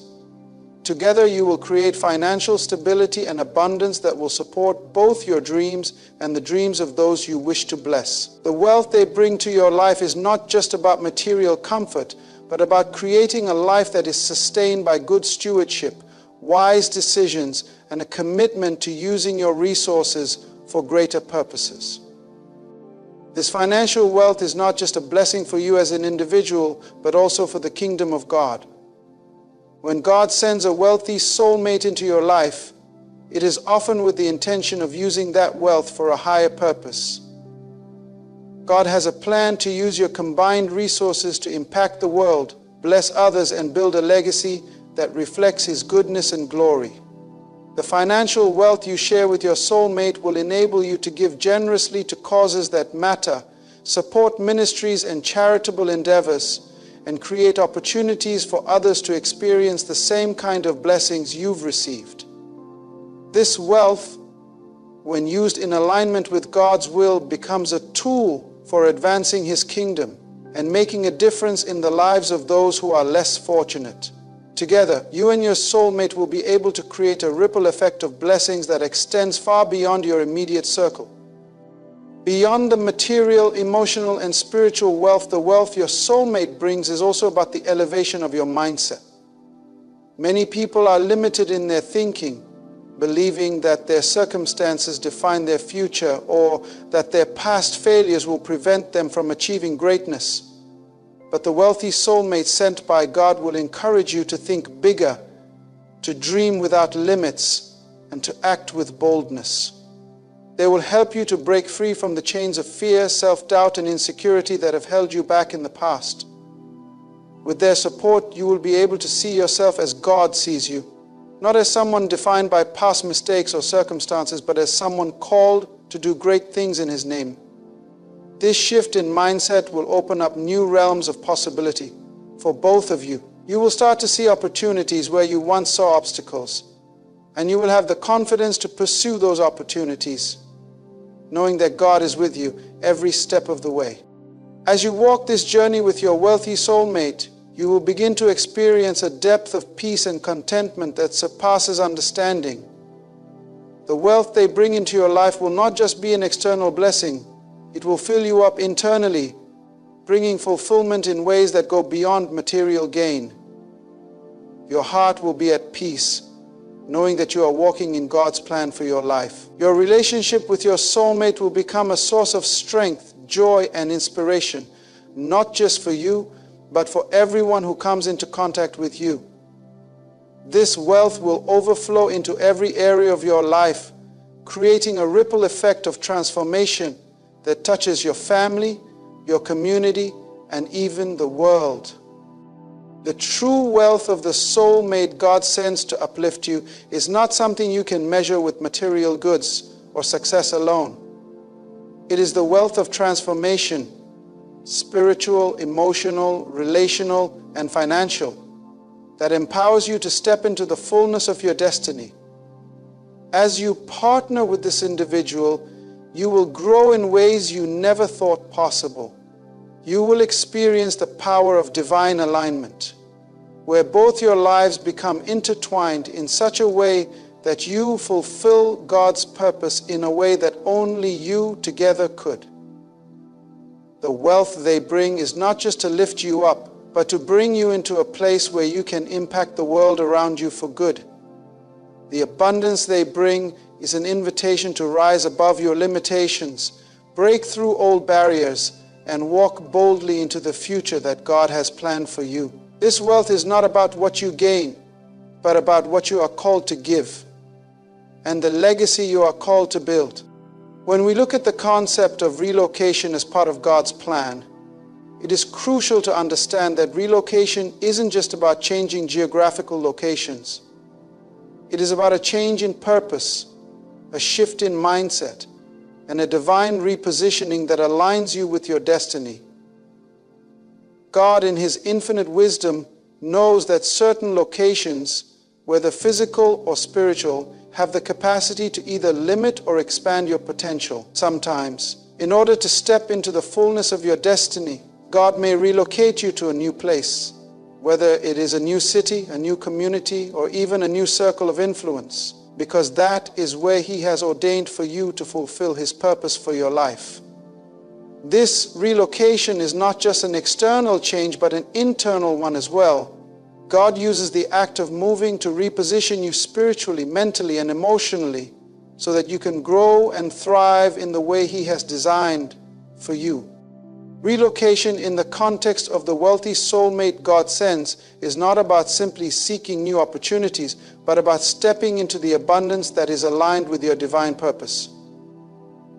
God knows that in order for you to achieve the success and fulfillment He has planned for you, you need to be in the right place at the right time. This place might not be where you currently are, or it may be a place that requires you to step out of your comfort zone, but it is a place where your potential can be fully realized. It's about understanding that your purpose is bigger than your current circumstances, and sometimes God uses relocation as a way of aligning you with a new season of life that will accelerate your growth and impact. The relocation that comes with the arrival of your wealthy soulmate is not just a physical move, but a move of alignment with God's greater purpose. It is often through this relocation that you are introduced to new opportunities that will push you toward your destiny. These opportunities are often hidden in places, people, and situations that you would never have encountered had you not been willing to embrace change. When God relocates you, He is positioning you in a place where you can not only thrive, but also be a blessing to others. You are not just being relocated for your own benefit, but so that you can have a greater impact on those around you. The change in location could mean a shift in your career, your relationships, or even your level of influence. This relocation is an invitation to move beyond your own limitations and see the world through the lens of God's purpose for your life. One of the most powerful aspects of relocation is that it often requires you to leave behind old ways of thinking, old habits, and old environments that no longer serve your purpose. It is easy to become comfortable in familiar surroundings, but God knows that staying in the same place for too long can cause stagnation. Sometimes we hold on to the past out of fear or uncertainty, not realizing that God has greater plans for us that require a bold step of faith. The relocation that God orchestrates is often a catalyst for growth because it challenges you to step out of your comfort zone and trust that He will guide you to where you need to be. This process is not always easy, but it is essential for your growth. In the same way that a seed must be planted in the right soil in order to grow, God moves you to the right environment where you can bloom and fulfill your potential. Your wealthy soulmate plays a crucial role in this relocation because they are the one who walks alongside you, encouraging you and supporting you as you navigate this new phase of life. The relocation that accompanies the arrival of your wealthy soulmate often brings a shift in perspective. When you are in a new environment, your view of the world changes. You begin to see things from a fresh vantage point, and this new perspective opens up opportunities for growth and success that you might not have seen before. Your wealthy soulmate brings with them a wealth of experience and wisdom that helps you navigate this new chapter in your life. Together, you begin to see the world in a different way, no longer confined by past limitations, but with a new sense of possibility. This shift in perspective is not just about external circumstances, but about your internal transformation. As you relocate and step into new opportunities, you begin to see yourself differently as well. You see yourself as someone capable of achieving greatness, someone who is worthy of the blessings God has in store for you. This new perspective is one of empowerment and faith, knowing that God has brought you to this place for a reason, and you are equipped to succeed. One of the most profound aspects of this relocation is that it aligns you with divine timing. Sometimes we may feel as though we are stuck in a certain place or situation, but God's timing is always perfect. He knows exactly when you are ready for the next step, and He knows when it is time for you to move into the next phase of your life. Your wealthy soulmate is a key part of this timing. God sends them into your life at the moment when you are ready to embrace the next step in your journey. This timing is not random. It is divinely orchestrated. The relocation is not just a random move. It is a move that aligns with God's perfect plan for your life. You may not always understand why things happen the way they do, but when you trust in God's timing, you can rest assured that the relocation is a step toward fulfilling your divine purpose. In the context of your wealthy soulmate, relocation also signifies a new chapter in your relationship. God uses the process of relocation to strengthen your bond and solidify your partnership. The challenges and growth that come with relocation bring you closer together as you learn to navigate this new chapter side by side. This partnership is one of mutual support where both of you help each other grow and step into the fullness of your potential. The relocation is not just about changing physical locations, but about changing your relationship with each other, growing deeper in love and understanding. Your wealthy soulmate plays a vital role in helping you adjust to the changes that come with relocation. They will be your support system, encouraging you when things feel uncertain and walking with you as you step into a new season of life. Relocation, therefore, is not just about changing your surroundings. It is about stepping into a new season of life, growth, and purpose. It is about aligning yourself with God's perfect plan for your life and allowing Him to position you where you need to be in order to fulfill your destiny. The wealthy soulmate that God sends is not just a person who will stand by your side. They are catalysts for transformation, helping you navigate this relocation with faith, courage, and trust in God's plan. The relocation process is not always easy, but it is a necessary step toward greater things. It is a move toward the abundant life that God has promised you. And with your soulmate by your side, you will be able to embrace the changes and opportunities that come with it. This relocation is the beginning of a new chapter. A chapter where you can truly thrive, step into your purpose, and experience the fullness of the life God has designed for you. At the end, the relocation that God orchestrates for your life, especially when paired with the arrival of your wealthy soulmate, is not just a physical move, but a divine repositioning. It is God's perfect plan to elevate you, expand your potential, and align you with your true purpose. This relocation is a shift in your environment, your mindset, and your spiritual alignment, pushing you to step beyond the limitations of your past and embrace the fullness of what God has in store. Your wealthy soulmate is not only a companion for this journey, but a catalyst for transformation, supporting you, uplifting you, and walking with you every step of the way. Together, you will thrive in new environments, see new opportunities, and create a life that reflects God's abundant blessings. Through the process of relocation, you will grow spiritually, emotionally, and even financially, all while walking in alignment with God's timing. The relocation is not just about changing locations, but about stepping into a new season of greater purpose and destiny, where you are equipped to fulfill the mission God has placed on your life. Trust in His plan, for it is designed for your ultimate good. When you embrace the movement that God initiates and the blessings that come with it, you step into a life of fulfillment, joy, and abundance. Together with your wealthy soulmate, you are positioned to impact the world and create a legacy that will endure for generations. Ladies and gentlemen, there is a moment in every destiny when heaven stops speaking, unless your turn to move. You've prayed, you've fasted, you've waited for confirmation after confirmation, but now the silence of heaven is not rejection, it's graduation. You're not waiting on God anymore. God is waiting on you. You are the chosen one, not because you feel special, not because you were born into the perfect family, but because before the foundations of the world, the King wrote your name into the scroll of destiny. And now He says, see it for yourself, walk it out, take the final step. You see, in every calling, there comes a divine turning point. The promises you heard in private must become the reality you seize in public. God never created you to be a professional waiter. He designed you to be a finisher. The difference between a dreamer and a dominator is not what they hear, it's what they decide. Vision without motion is just a hallucination. And some of you have lived too long in the almost dimension.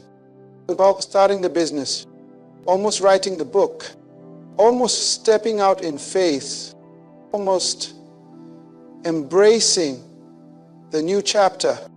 But the final step is where most quit, because the final step is where your trust is tested.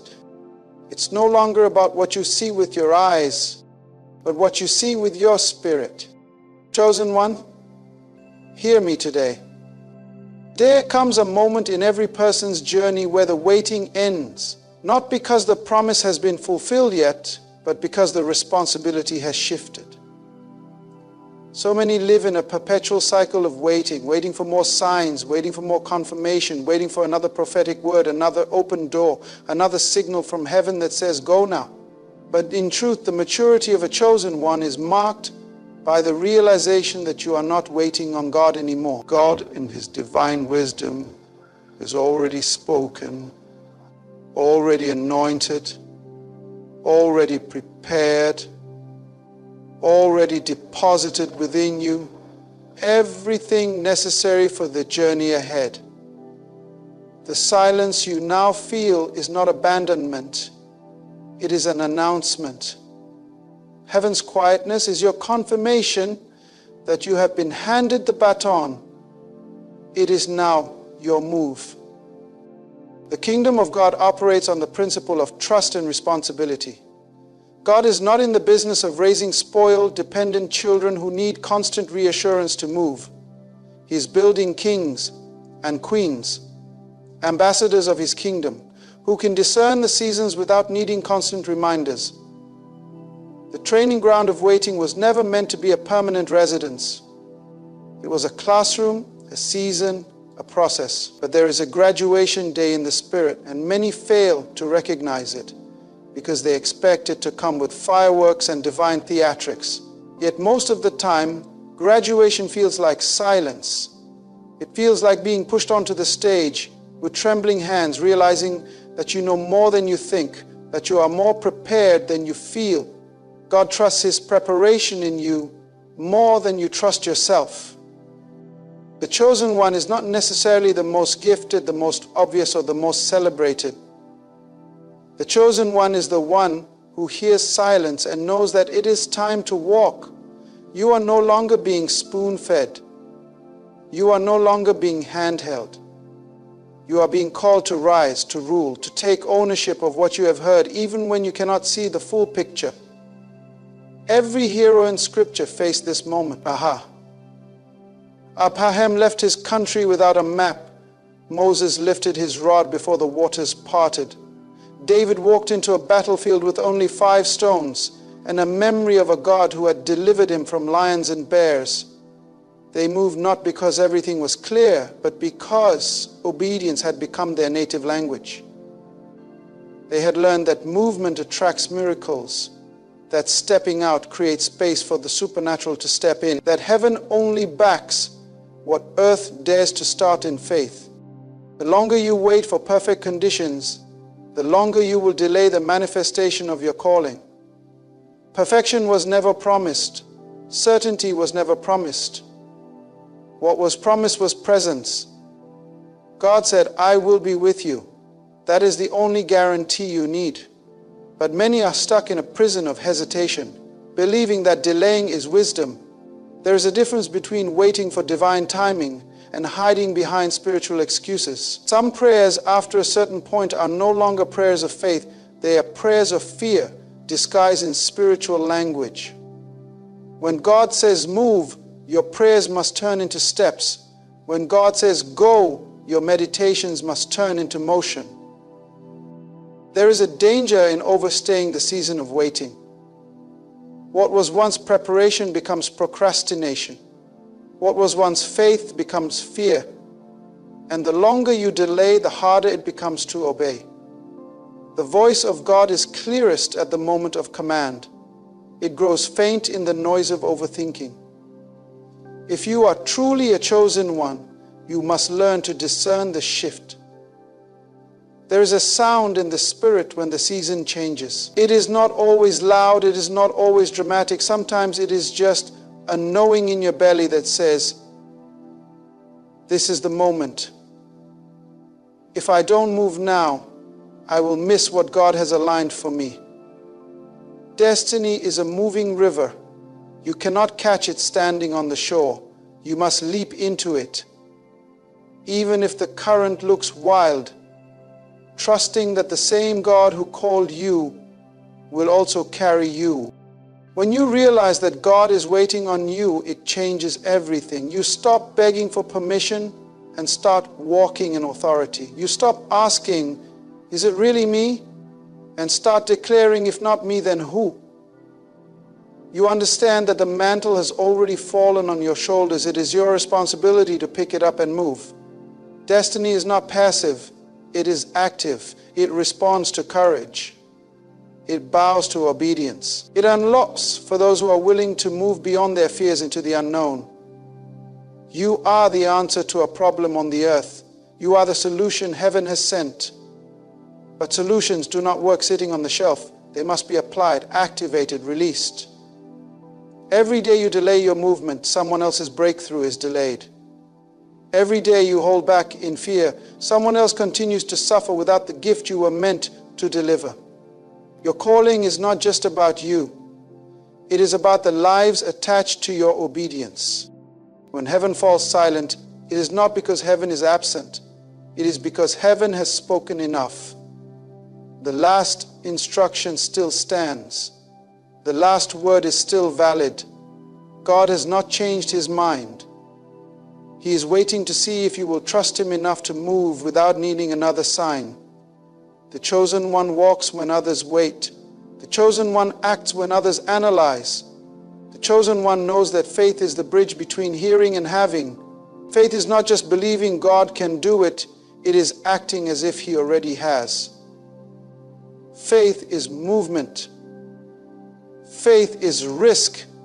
Faith is stepping out with no plan B because you know plan A is the only plan heaven ever authorized. You are born for this moment. You are equipped for this battle. You are anointed for this assignment. Stop waiting for another confirmation. Stop waiting for the fear to disappear. Fear does not leave before you step. It flees after you move. Boldness is not the absence of fear. It is movement in spite of fear. The chosen one rises when others retreat. The chosen one advances when others analyze. The chosen one trusts the voice of the King, even when the world around them offers 1,000 reasons to stay still. Today you stand on the edge of everything you have prayed for, everything you have cried for, everything you have fasted for. But the final step is yours. God has delivered the promise to the door of your faith. You must now open it with your obedience. The heavens are waiting. The earth is groaning. The clock of destiny is ticking. Your moment is here. It is not enough to see the promise in your mind if you are not willing to pursue it with your life. Many people are experts in dreaming, but amateurs in doing. They see visions of greatness, flashes of purpose, glimpses of the future that make their hearts race, yet when it comes to action, they freeze. They are paralyzed by fear, intimidated by the gap between where they are and what they have seen. But vision that remains locked inside of you is a prisoner. Vision was not given to you to admire, it was given to you to manifest. Until you move, your vision will only ever be a fantasy. It will remain a beautiful picture in your heart, but it will never become a reality on the earth. True vision demands motion. Dreams without action are nothing but hallucinations, illusions of what could have been if only you had dared to move. The power of vision is not in how clear it looks in your imagination. It is in how boldly you chase it when the conditions are unclear. Many are waiting for everything to make sense before they take a step. They are waiting for perfect clarity, perfect timing, perfect support, perfect resources. But the truth is, perfect conditions never come. If you are waiting for everything to align before you act, you will be waiting for the rest of your life. Vision is often clearest in your spirit, but foggiest in your circumstances. God shows you the end from the beginning, but He does not show you every step in between, because faith must have room to grow. Vision gives you a glimpse of the destination, but motion is what sets the journey in motion. Every major figure in history who achieved something significant moved when it was still uncertain. Noah built the ark before there was even a cloud in the sky. Abraham left his homeland without knowing where he was going. Joshua marched around the walls of Jericho before they even cracked. They all had a vision, but what separated them from everyone else was that they moved toward it. They didn't just celebrate the vision, they submitted their lives to it. Vision must drive you to act even when no one else sees what you see. Vision must provoke you to build when others are laughing. Vision must make you move when fear whispers for you to sit still. There are many people who have carried powerful visions to the grave because they mistook seeing for seizing. They thought that just because God showed it to them, it would automatically come to pass. But vision is not automatic. It is potential, not possession. You must pay the price to translate potential into manifestation. Seeing is only the invitation. Motion is the acceptance. Until you put your hands to work, until you begin to step toward what you saw, the vision remains in the realm of possibility, not reality. Many people admire their dreams the way a person admires a beautiful painting in a gallery. They stare at it, they imagine themselves inside it, they talk about how wonderful it would be to live it, but they never actually enter it because they refuse to leave the comfort of their current reality. Vision will cost you your comfort. It will cost you your predictability. It will cost you the safety of the familiar. But until you are willing to pay that price, you will live trapped between what you see and what you actually experience. You will be haunted by the gap between your potential and your performance. Vision requires courage. Courage to look foolish. Courage to fail publicly. Courage to be misunderstood. Courage to work when no one is clapping. Courage to keep building when it looks like nothing is changing. Vision requires discipline. Discipline to say no to distractions. Discipline to rise early and stay late. Discipline to invest in your growth when you would rather spend on your pleasures. Discipline to stay focused when life tries to scatter your energy across 1,000 meaningless pursuits. Without courage and discipline, vision will shrivel into regret. One of the great tragedies is that many have mistaken inspiration for transformation. They are moved emotionally by a powerful vision but never move physically toward its realization.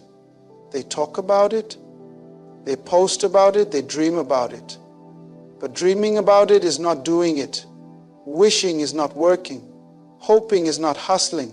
Excitement is not execution. If you want to see your vision materialize, you must convert inspiration into action immediately. Every day that you delay, your motivation decays. Every day that you wait, your energy fades.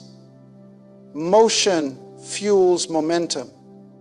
The quicker you act after you receive vision, the more likely you are to keep going when the initial excitement wears off.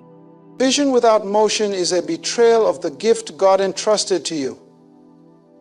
It is like being handed a seed but refusing to plant it.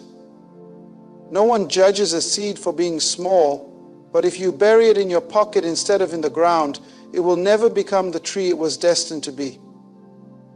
You have been given seeds of destiny, but seeds only grow when they are planted, when they are watered, when they are exposed to the elements. Vision must be planted in the soil of effort, watered with perseverance, and exposed to the storms of testing if it is ever to bear fruit.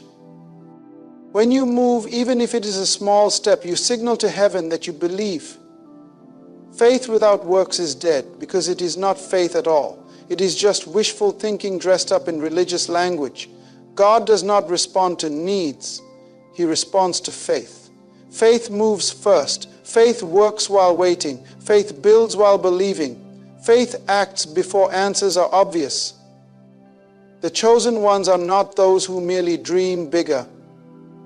They are those who dare quicker. They are those who, even with trembling knees and uncertain hearts, begin to move their feet in the direction of what God has shown them.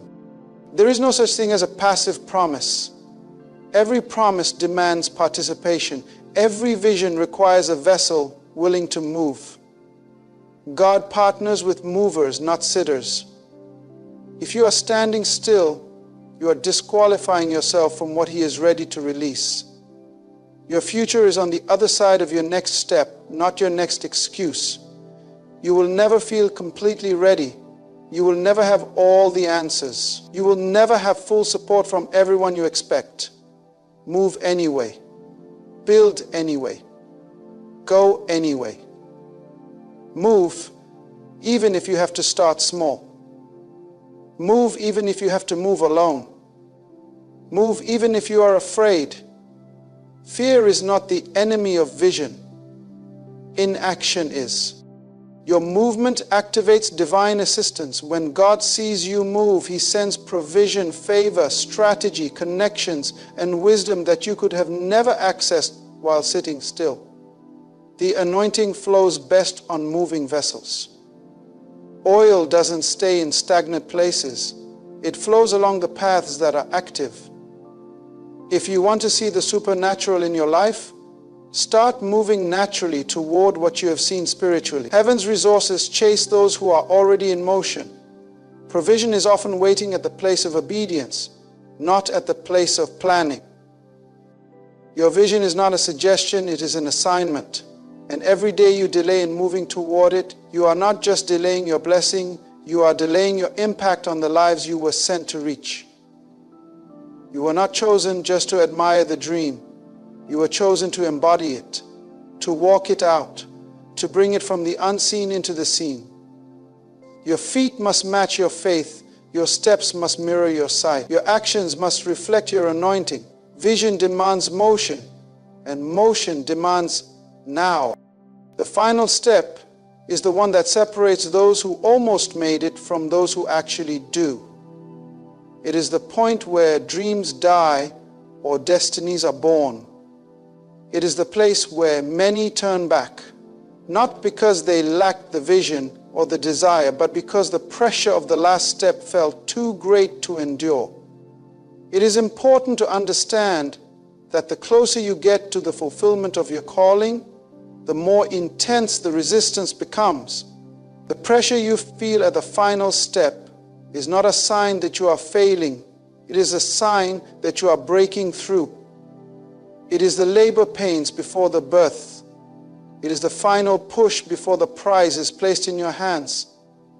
But this final step demands everything you have. It demands your courage, your endurance, your full trust in the one who called you. Many are deceived into thinking that the hardest part is the beginning. Starting is indeed hard. It requires overcoming inertia. It demands stepping into the unknown. But if you think the starting line was tough, wait until you reach the final stretch. It is one thing to start with passion when the air is thick with excitement and hope. It is another thing entirely to finish when you are exhausted, when the novelty has worn off, when the applause has faded, when obstacles have multiplied and doubt whispers louder than your faith. The final step feels lonely. It feels heavy. It feels like you have nothing left to give. But it is at that exact point that you must press forward with everything in you, because the enemy of your soul knows that if he cannot stop you in the beginning, he must try to stop you at the brink of your breakthrough. The final step is the place where your preparation meets its test.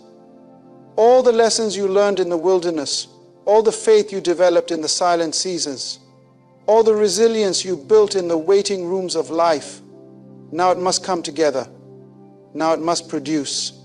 The last battle is always the fiercest, because the spoils are the greatest. There are territories you have been called to possess that will not surrender without a final fight. There are doors that will not open without a final push. There are promises that will not manifest without a final act of obedience that feels like it will cost you everything. But that is because precious things are never given cheaply. Crowns are not tossed casually to those who wander aimlessly. They are bestowed on those who endure until the end. There is something uniquely terrifying about the final step. It demands that you walk in total trust. You cannot see everything. You do not know all the outcomes. You are beyond the point where you can rely on your own strength or wisdom. You are standing on the edge where only faith can sustain you. The final step feels like stepping off a cliff, believing that either God will catch you or teach you how to fly, and He always does.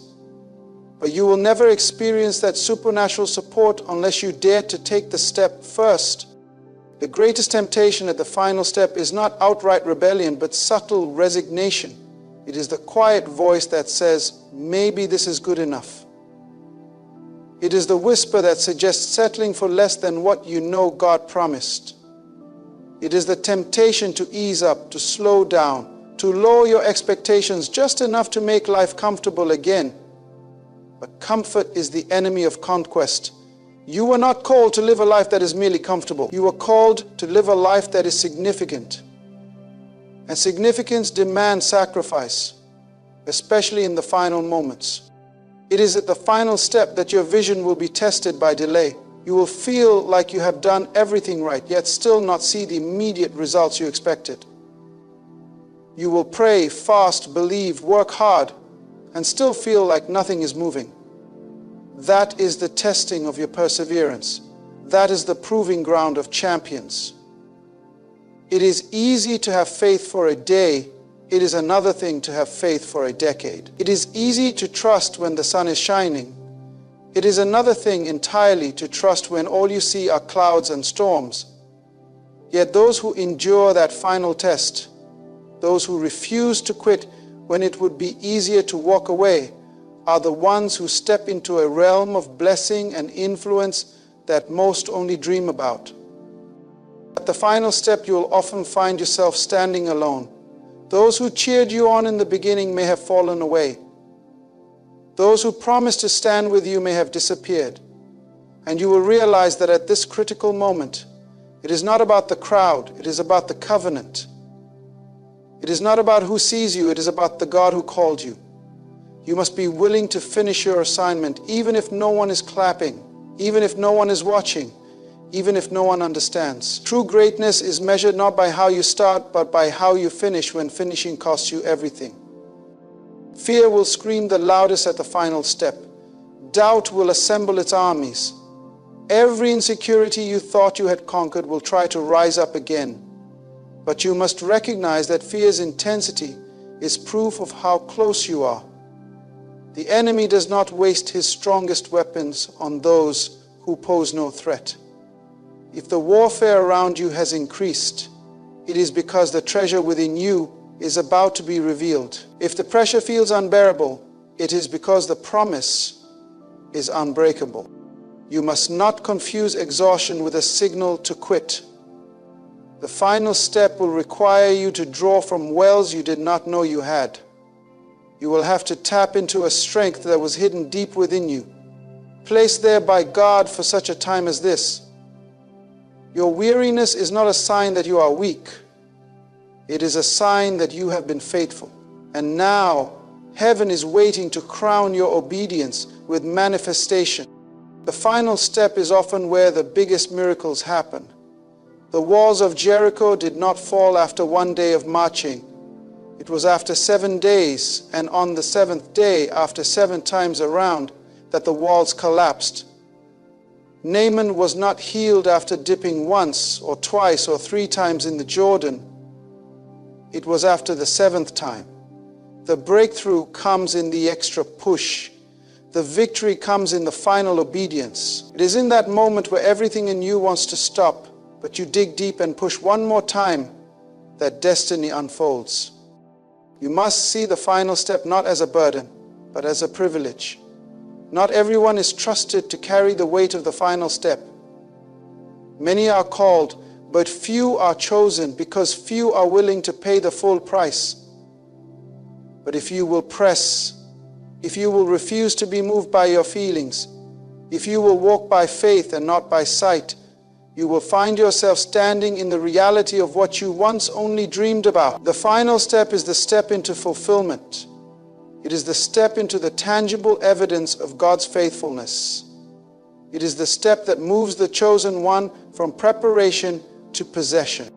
At the final step, when everything feels stretched to the breaking point, when resistance feels overwhelming and the pressure seems unbearable, there is one force that carries you through.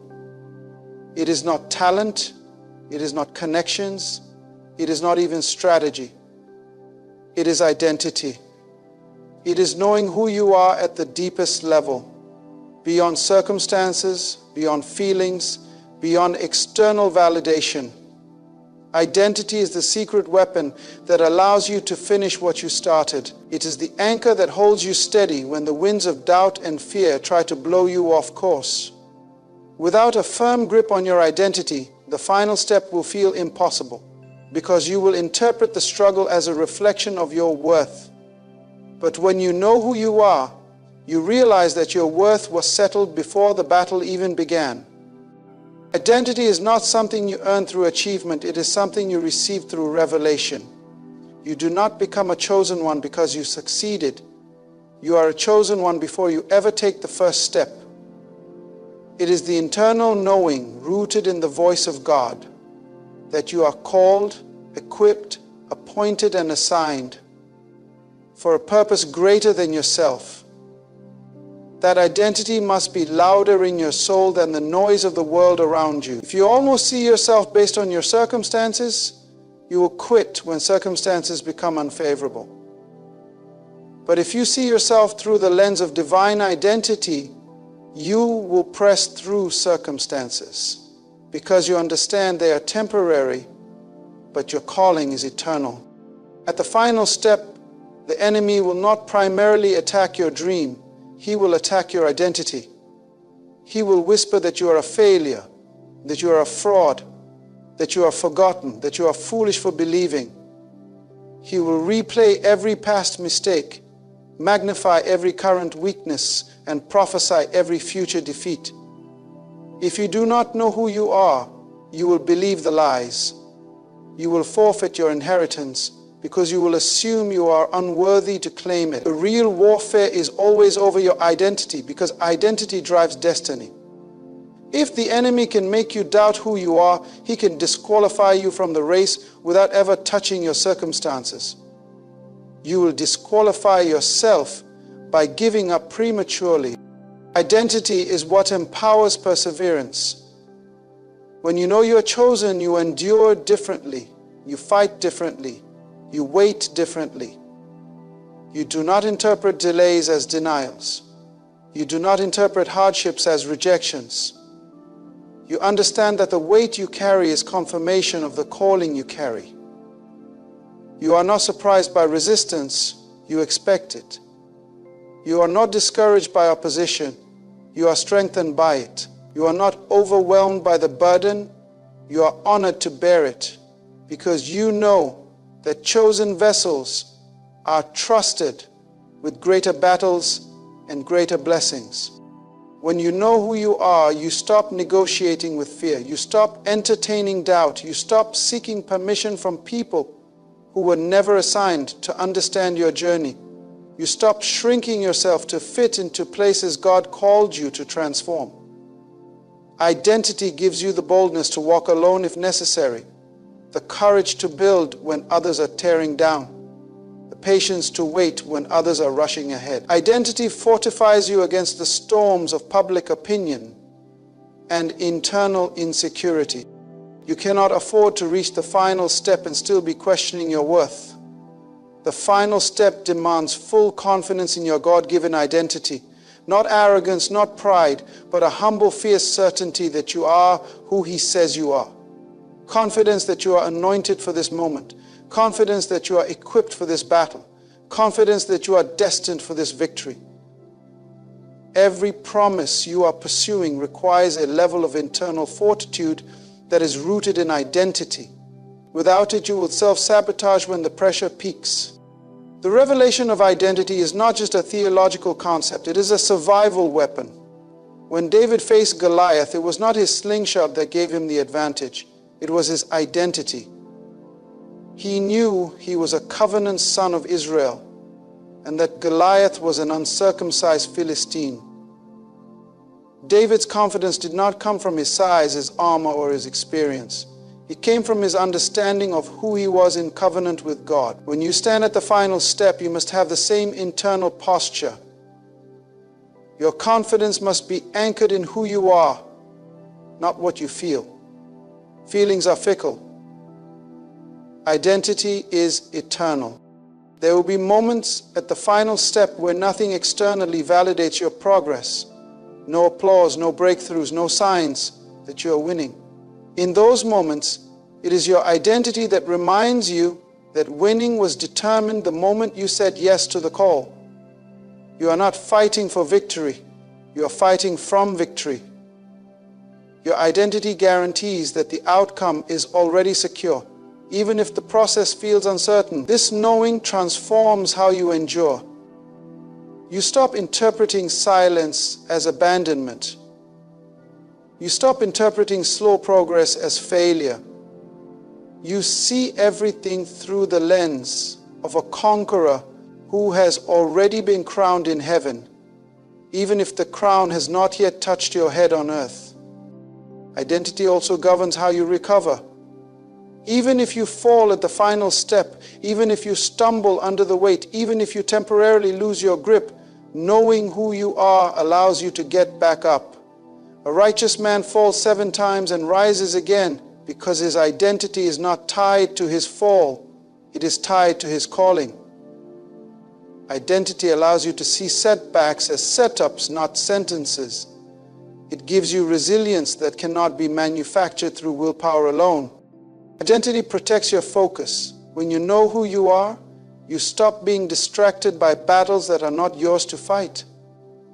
You stop wasting energy trying to prove yourself to people who have already decided not to believe in you. You stop chasing every opportunity that looks good but does not align with your assignment. Identity sharpens your yes and strengthens your no. It keeps you locked in on the finish line, even when detours and delays try to pull you off course. Your greatest warfare will not be physical, it will be psychological and spiritual. It will be about whether you truly believe that you are the one. The chosen one is not chosen because they are perfect. They are chosen because they believe the one who chose them. They stand not on their own merit, but on divine election. They move forward not because everything is easy, but because they refuse to betray the truth of their identity by quitting. Identity also births gratitude. When you know you are chosen, you carry your calling with honor, not entitlement. You understand that this race you are running is a privilege, not a punishment. You recognize that being trusted with purpose is a gift, not a burden. This gratitude fuels your endurance because you realize that every battle, every tear, every lonely night is producing a weight of glory far beyond what you can see now. The final step will expose what you really believe about yourself. It will peel back the surface layers and reveal the core.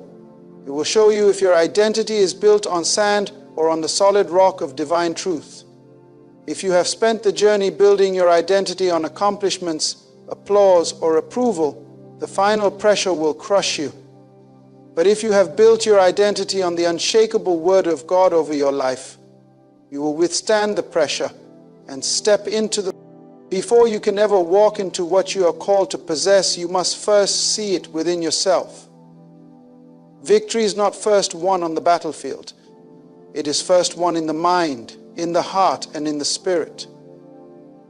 The future you are called to live must become more real to you on the inside than the present circumstances you are surrounded by. Every champion, every pioneer, every chosen one who fulfilled their destiny had to master the art of seeing with the eyes of faith long before they held anything in their hands. This internal vision is not fantasy. It is the divine preview that fuels perseverance and unlocks the courage to act when everything around you says it's impossible. Seeing it internally is about agreement. It is about aligning your mind and spirit with what God has already spoken over you. The promises are not created when you first see them with your natural eyes. They are already established in heaven. What you are doing when you see it internally is coming into agreement with what already exists in the unseen realm. That agreement activates faith, and faith bridges the gap between the invisible and the visible. Faith is the substance of things hoped for, the evidence of things not seen. Without internal vision, you will have no substance to stand on when the storms come. Without internal evidence, you will have nothing to counter the external opposition. There will be times when what you see around you looks nothing like what you see within you.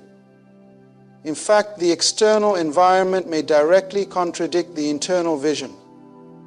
This is where many give up because they trust the natural sight more than the spiritual sight. They interpret delays, denials, and detours as indicators that they heard wrong or dreamed too big.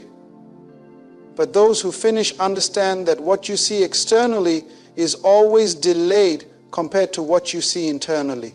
The visible manifestation is the slowest part of the process. Internal vision operates at the speed of faith. External reality moves at the speed of process.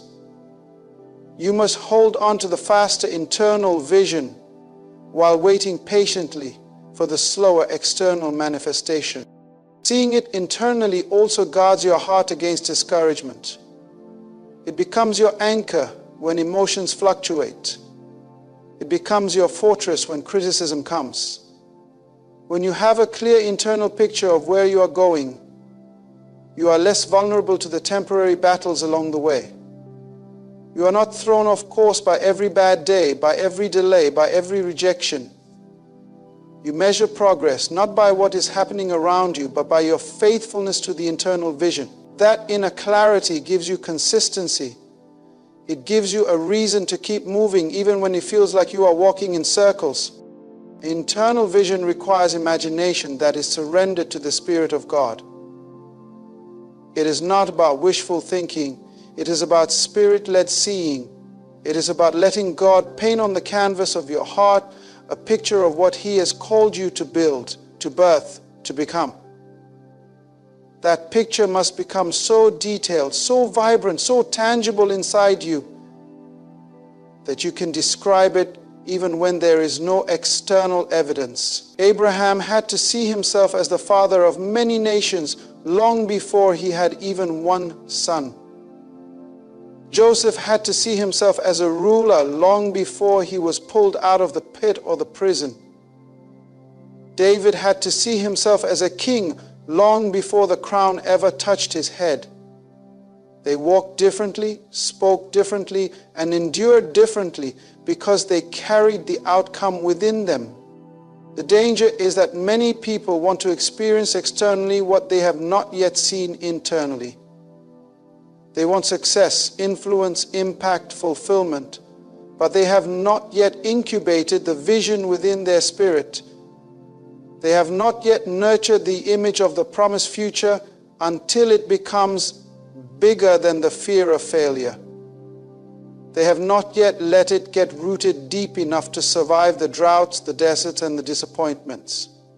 You cannot hold in your hands what you have not first cradled in your heart. Your external world will eventually align with your internal reality, but the internal must be established first. There will be moments when the only proof you have that you are on the right track is the internal vision. No one else will see it. No one else will understand it. People may mock you, question you, abandon you, but when you have truly seen it internally, their unbelief cannot sway you. You are not building according to their blueprint. You are building according to the vision placed inside you by the Creator Himself. You carry it like a seed, and you water it with faith, with action, with obedience.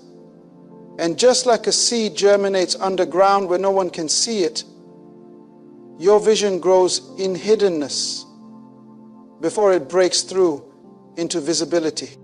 Internal seeing also requires you to speak differently. You begin to declare what you have seen, even when it sounds crazy to others. You speak life over the vision. You affirm the unseen as if it were already tangible. Death and life are in the power of the tongue, and those who cultivate vision internally understand that their words must be consistent with what they have seen in the Spirit. You cannot speak defeat and expect to reap victory. You cannot speak fear and expect to walk in faith. Your language must match your vision. Seeing it internally transforms your posture. It changes how you prepare. You prepare not based on what you have now, but based on where you know you are going. You begin to act like the person you saw in the vision, even before you become that person externally. You steward your time, your relationships, your resources according to the future you have seen. Preparation becomes an act of faith. You dress for the destination, not for the current station. A process of internal seeing also purifies your motives. As the vision matures inside you, God often refines it. He burns away selfish ambition, pride, and insecurity.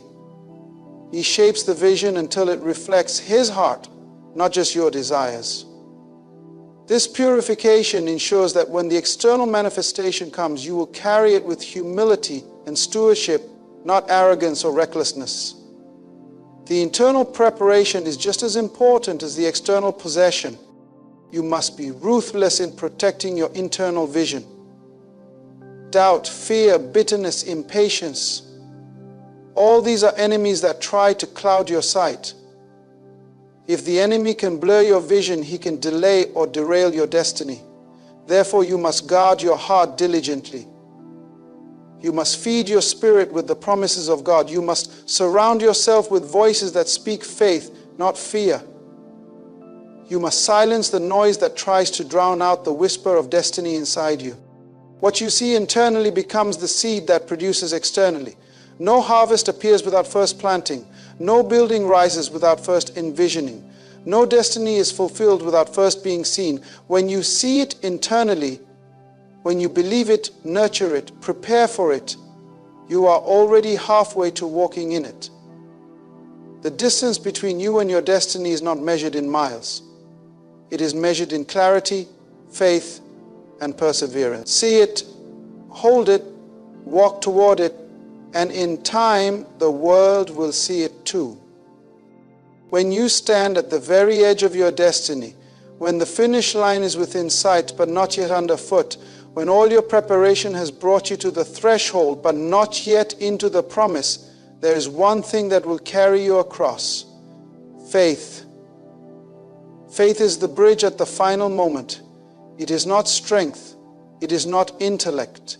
It is not even past experience that seals the journey.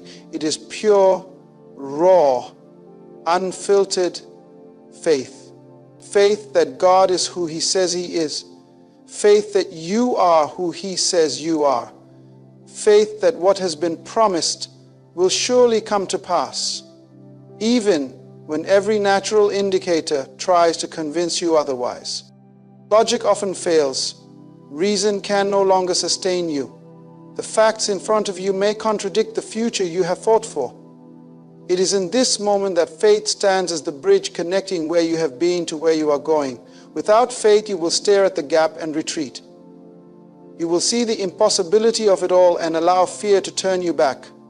But with faith, you will step out, even when there appears to be no visible path. Faith will instruct your feet to move while your eyes still see nothing. Faith does not require sight. It produces sight. The final moment is the most dangerous because it demands the purest form of trust. You are often required to step without full clarity, to obey without full understanding, to move without a guarantee of immediate success. It is at this point that many falter because they expect certainty where God requires trust. Faith is the willingness to walk into the unknown based solely on the character of the one who called you. Faith is the decision to believe that if God brought you this far, He will not abandon you now. Faith remembers the miracles of the past and leans into the promise of the future. Faith at the final step is not a casual belief, it is a consuming conviction. It is the full persuasion that what you have seen internally will materialize externally, even if it takes longer, even if it looks different, even if the cost is greater than you imagined. Faith is stubborn when circumstances suggest surrender. Faith is resilient when timelines shift and doors seem to close. Faith refuses to be offended at divine delay. It holds the tension between expectation and patience without growing bitter or disillusioned. This kind of faith cannot be borrowed, it cannot be inherited. It must be cultivated in the quiet places where no one else is watching. It is built through a history of encounters with God's faithfulness, through a lifestyle of surrender, through daily decisions to trust when trusting is the hardest thing to do. It is forged in the fires of trials and refined in the deserts of waiting. By the time you reach the final step, your faith must be fully grown, fully rooted, fully alive, because the final stretch requires everything you've been building all along. Faith at the final moment also demands a relinquishing of control. It demands that you release your grip on how you thought things would happen and embrace how God has ordained them to happen. Faith understands that obedience is your responsibility, but outcomes are God's responsibility. You are not called to manipulate the results. You are called to move when He says move. Faith leaves the timing, the method, and the details in the hands of the one who sees the end from the beginning. There will be times when stepping out in faith makes you look foolish. People will not understand why you keep believing, why you keep moving, why you keep building when nothing seems to be working. Faith is not concerned with optics. It is anchored in obedience. Noah looked foolish building an ark with no rain. Abraham looked foolish leaving everything familiar for an unseen land. Moses looked foolish standing before Pharaoh with nothing but a staff. Jesus looked foolish carrying a cross, seemingly defeated before the resurrection. At the final step, You must be willing to look foolish to the world to be faithful to the call. Faith will stretch you beyond your comfort zone. It will force you to walk on water, to climb mountains, to tear down walls with nothing but a shout. Faith does not coddle your insecurities, it confronts them. It pushes you into places where you cannot rely on your own strength or wisdom. It demands that you lean wholly on God. Faith reminds you that your assignment was never supposed to be manageable by human effort alone. If you could accomplish it without Him, it wouldn't require faith. Faith at the final moment is also violent in the spirit. It refuses to passively accept defeat. It wars in prayer. It stands firm against fear. It lifts its voice in praise when silence seems easier. Faith acts as if the promise is already fulfilled because in the eternal realm, it is. Faith celebrates before the walls fall, before the waters part, before the breakthrough appears. Faith shouts with a voice of triumph while still standing in the middle of the battle. Faith demands focus. You cannot afford to entertain every voice, every opinion, every distraction. Faith narrows your vision to one thing, the faithfulness of God. It quiets the noise of doubt and tunes your ear to the frequency of heaven. Faith disciplines your thoughts, aligning them with truth instead of fear. Faith fixes its eyes on the unseen realities, on the promises whispered by the Spirit, rather than the tangible obstacles shouting for attention. Faith is also fueled by intimacy. You cannot trust someone you do not know. Faith grows as you walk closely with God, as you learn His nature, His voice, His ways. The more intimately you know Him, the easier it becomes to trust Him at the final step. Trust is no longer based on what you see. It is based on who you know.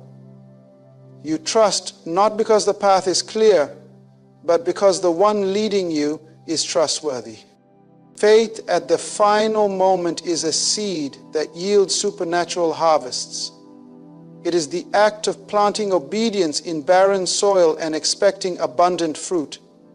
It is the willingness to leap, knowing that God has either prepared a place for your feet to land or taught you to fly.